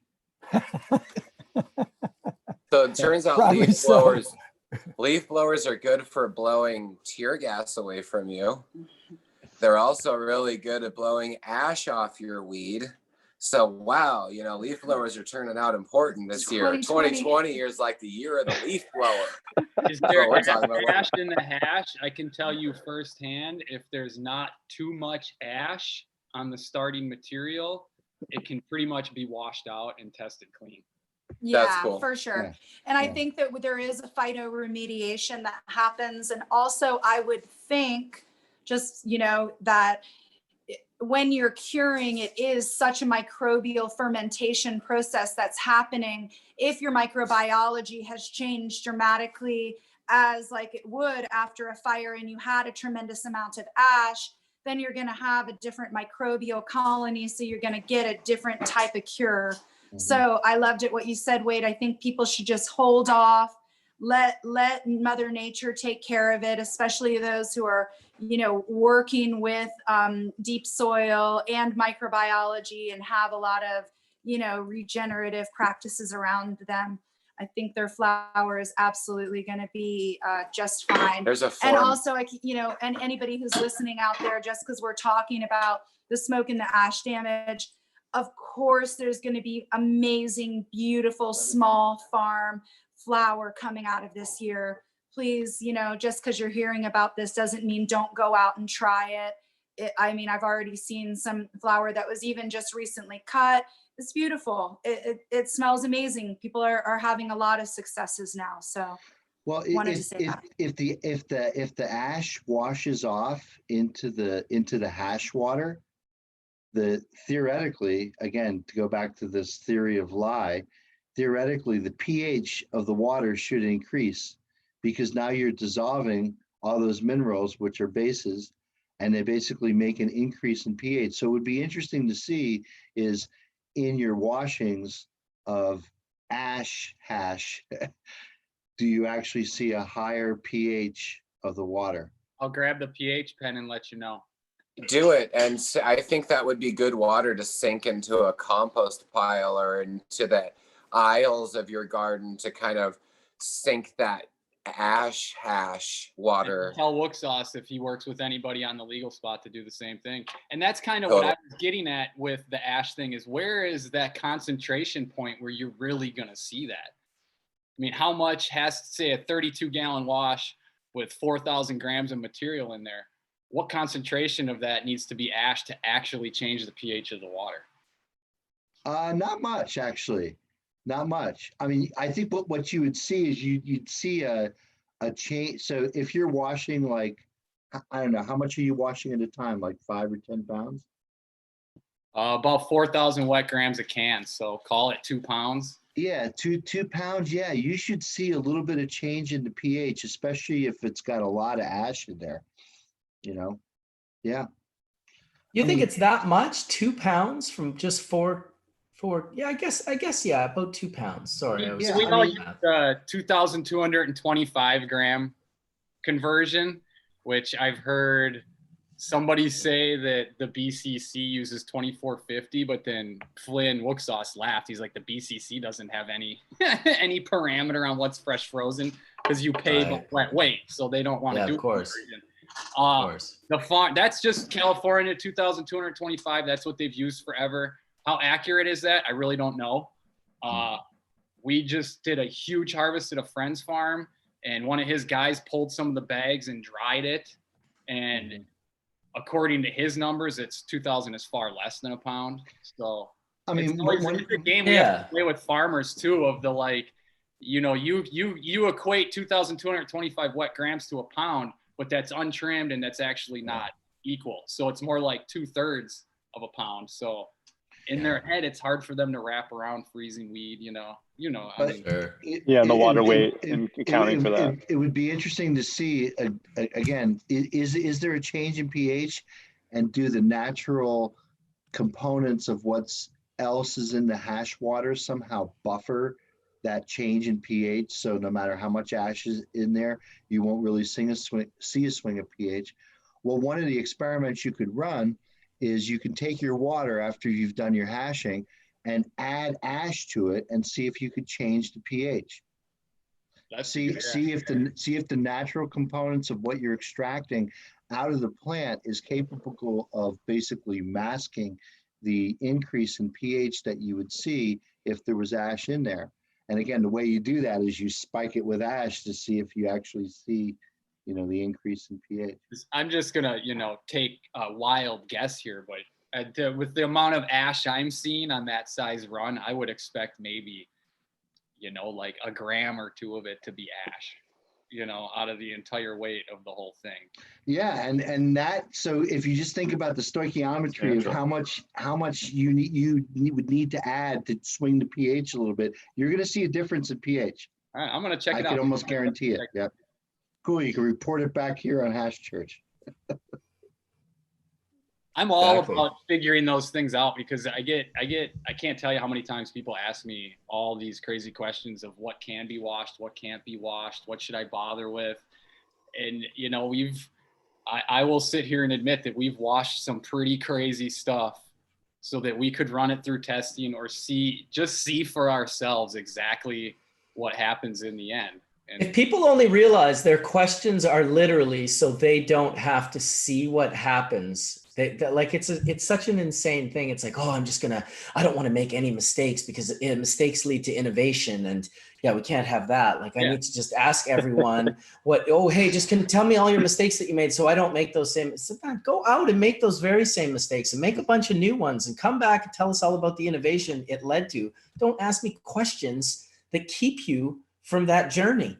I get a lot of those questions, man. I'm just like, okay, how do I answer this? I feel like that's one thing I've always, no matter what anybody tells me, I have to find out for my own. So I just stopped asking years ago and throw it through and see what we get,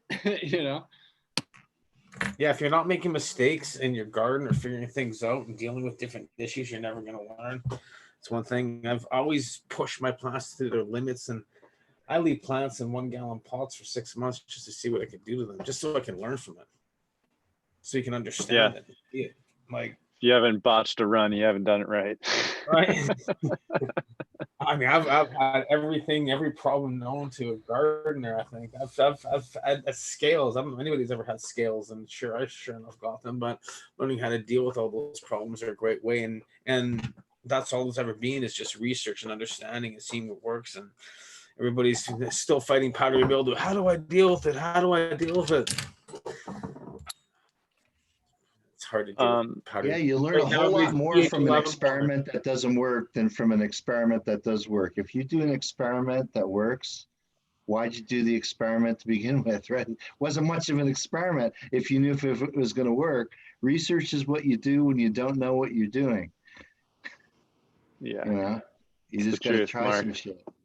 That is the truth. I like the way you put that. Listen, we got 7 more minutes for today's episode. It's been great having everyone on here. I just wanted to let everyone know I'm going to go and spend the rest of the day with my little son who's anxiously awaiting on the other side of the door there. And so, let's finish it off. 7 minutes left. If you guys want to say anything about Horatio, feel free to now. This might be a good time to mention a little something, something, because this is the end of the episode. Go ahead, anyone. You know, Mark, Horatio is the reason why I became on the panel at Hash Church. So, you guys wouldn't know who I am, and I wouldn't know any of you people.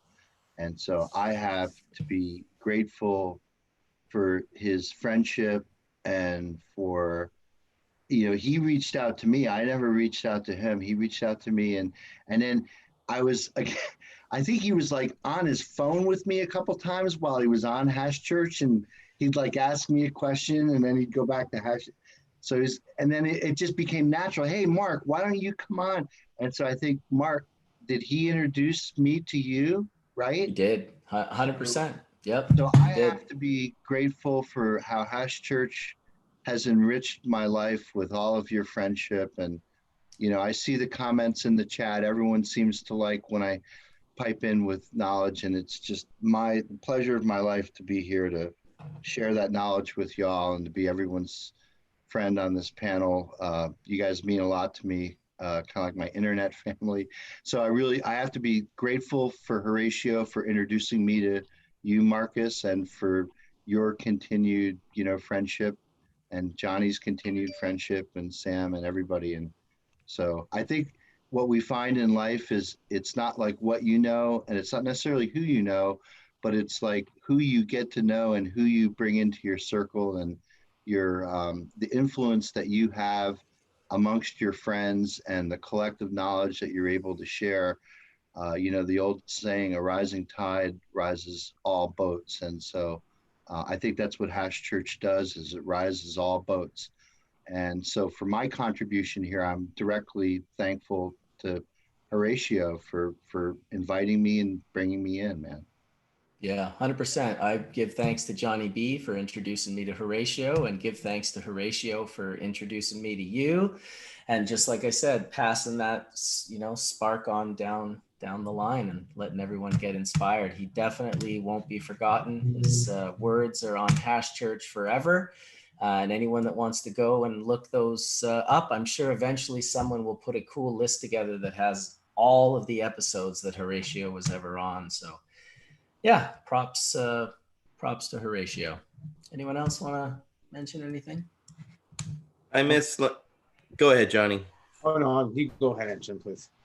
When I came in, I think I came in on episode 24, and Horatio was, a regular, and I miss learning from him.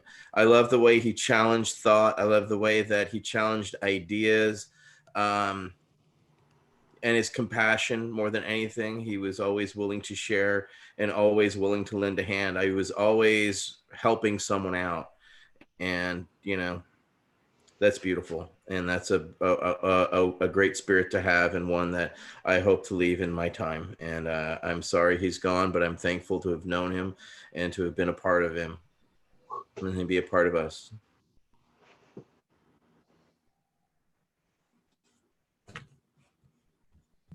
Johnny B. Wow. Yeah, no. I was just talking with Marty and his wife and daughter in between the Hash Church, and she was watching this morning. I want to say thank you to everybody here and the kind words, and just for all the support and the GoFundMe's, and they were really just really the whole family was just so overwhelmed with all the comments from everybody from the community. So they just want to say thank you. And of course, Horatio was a good friend. He came to my house quite a bit. Oh, shit.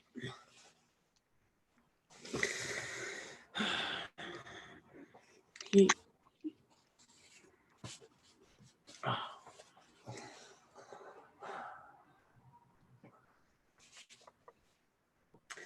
helped me out a lot. Like, more than anybody. He made creams for my neck. He made certain things for my pain. He really just went an extra way to help people. Like Mike, he created stuff from my freezer from the lean when he first started doing those extractions. And he was always just wanting to help that next person. And like he always said, he was doing it for his family. And I was honored to be able to spend a lot of time sitting in my little lab over there with running stuff, and I got to know Horatio very well. So it was really a shock to hear of his passing, his passion for the passion. His passion, it was passion for the passion, and that's led to his passing. And boy, his spirit runs strong in everything that he's done. And just all you guys out there, just thanks. I was really looking forward to seeing more of his research, and I know some people out there know a lot of that, Mark, and some other people, and I've seen and worked with Horatio quite a bit, so there's some stuff that all the barrels are leaning there and just different things of what he was doing at the end. He took a break and really focused on jewelry, and wait till you see the jewelry line come out, guys. See, his whole basement was full of all jewelry making equipment, and he did some techs that, of course, Horatio would do that no one else was done. And to look forward for Marnie to releasing that. So it'll be a type of jewelries and stuff like that they actually put together at the end of the last year.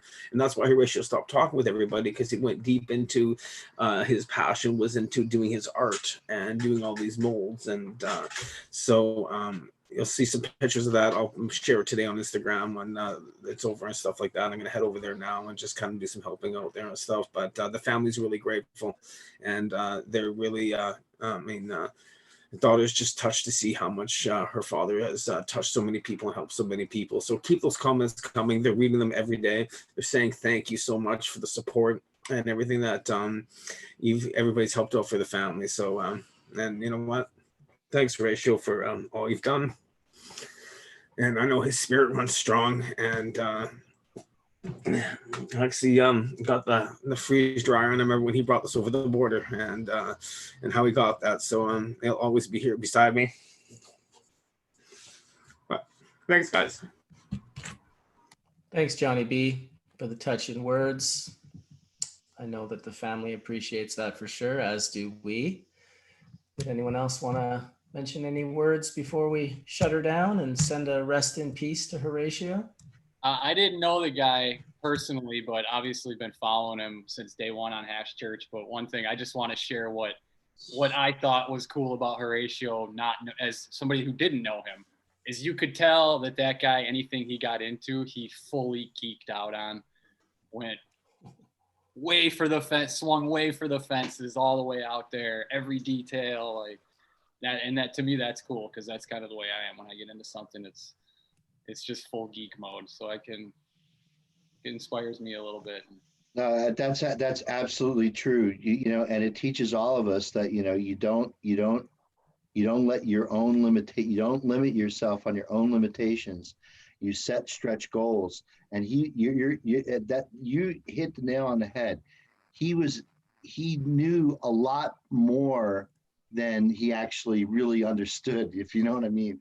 I mean, he knew things instinctively in the lab, and when he would call me and we would talk, he would say things, and I'm like, oh yeah, there's a reason why that happens, and I kind of explain it to him. But I think it teaches us all the lesson that we should set our goals high, and even if we don't hit that goal, even if we fall just short of that goal, we'll go a lot farther than we probably would have if we never set that goal to begin with. So I think it's a good model to live your life. Totally. And to have the heart space.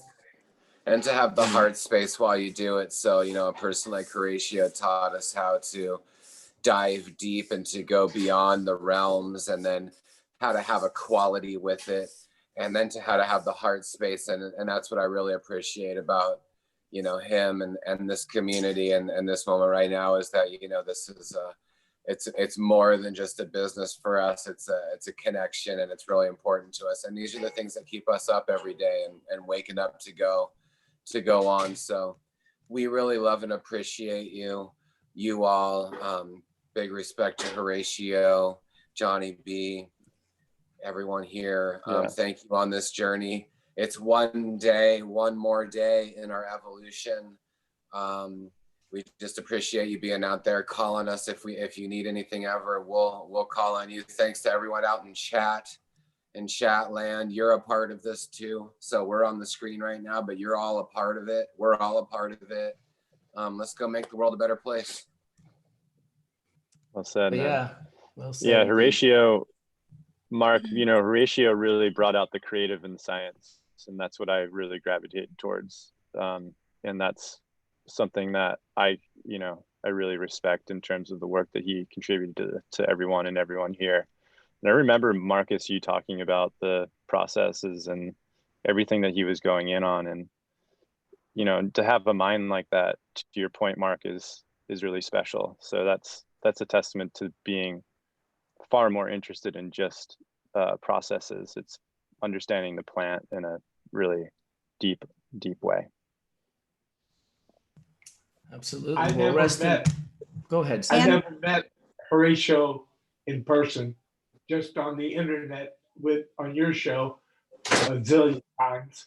But what I can say is he had a deep, deep love for terpenes. And because of that, I had a lot of respect for him. And 40 years is not enough, but what it is what it is. All right, everyone. Well, thanks for coming out. I really appreciate it. We'll finish it off with a rest in peace to you, Sir Horatio. You were gone, but you will certainly not be forgotten. So thanks for the time you spent with us here at Hash Church, and thank all of you for all the time you guys have spent here at Hash Church, both the panelists and all the people watching. I think we have about 412 people in the chat room right now. So we'll try and do this again real soon. Shout out to everyone on the West Coast who's dealing with these fires. We'll try and get some help out. I know the community is open to arms. Let's hope that the rains come soon, that these fires go down and more people's homes are saved rather than lost. And thanks everybody. Vote. Peace out. Vote. Vote. Yes. Love you all. Say hi to Tanner. Sending lots of love to everybody. Hang in there. We can Thanks, get through Marcus. this together. I Thanks, already everyone. voted. I'm gonna throw the bum out. Darren would say, "Bong rip pillows." Awesome, everybody. Thanks, everyone. Peace out. Thanks, Bye, Marcus. Colin. Etienne.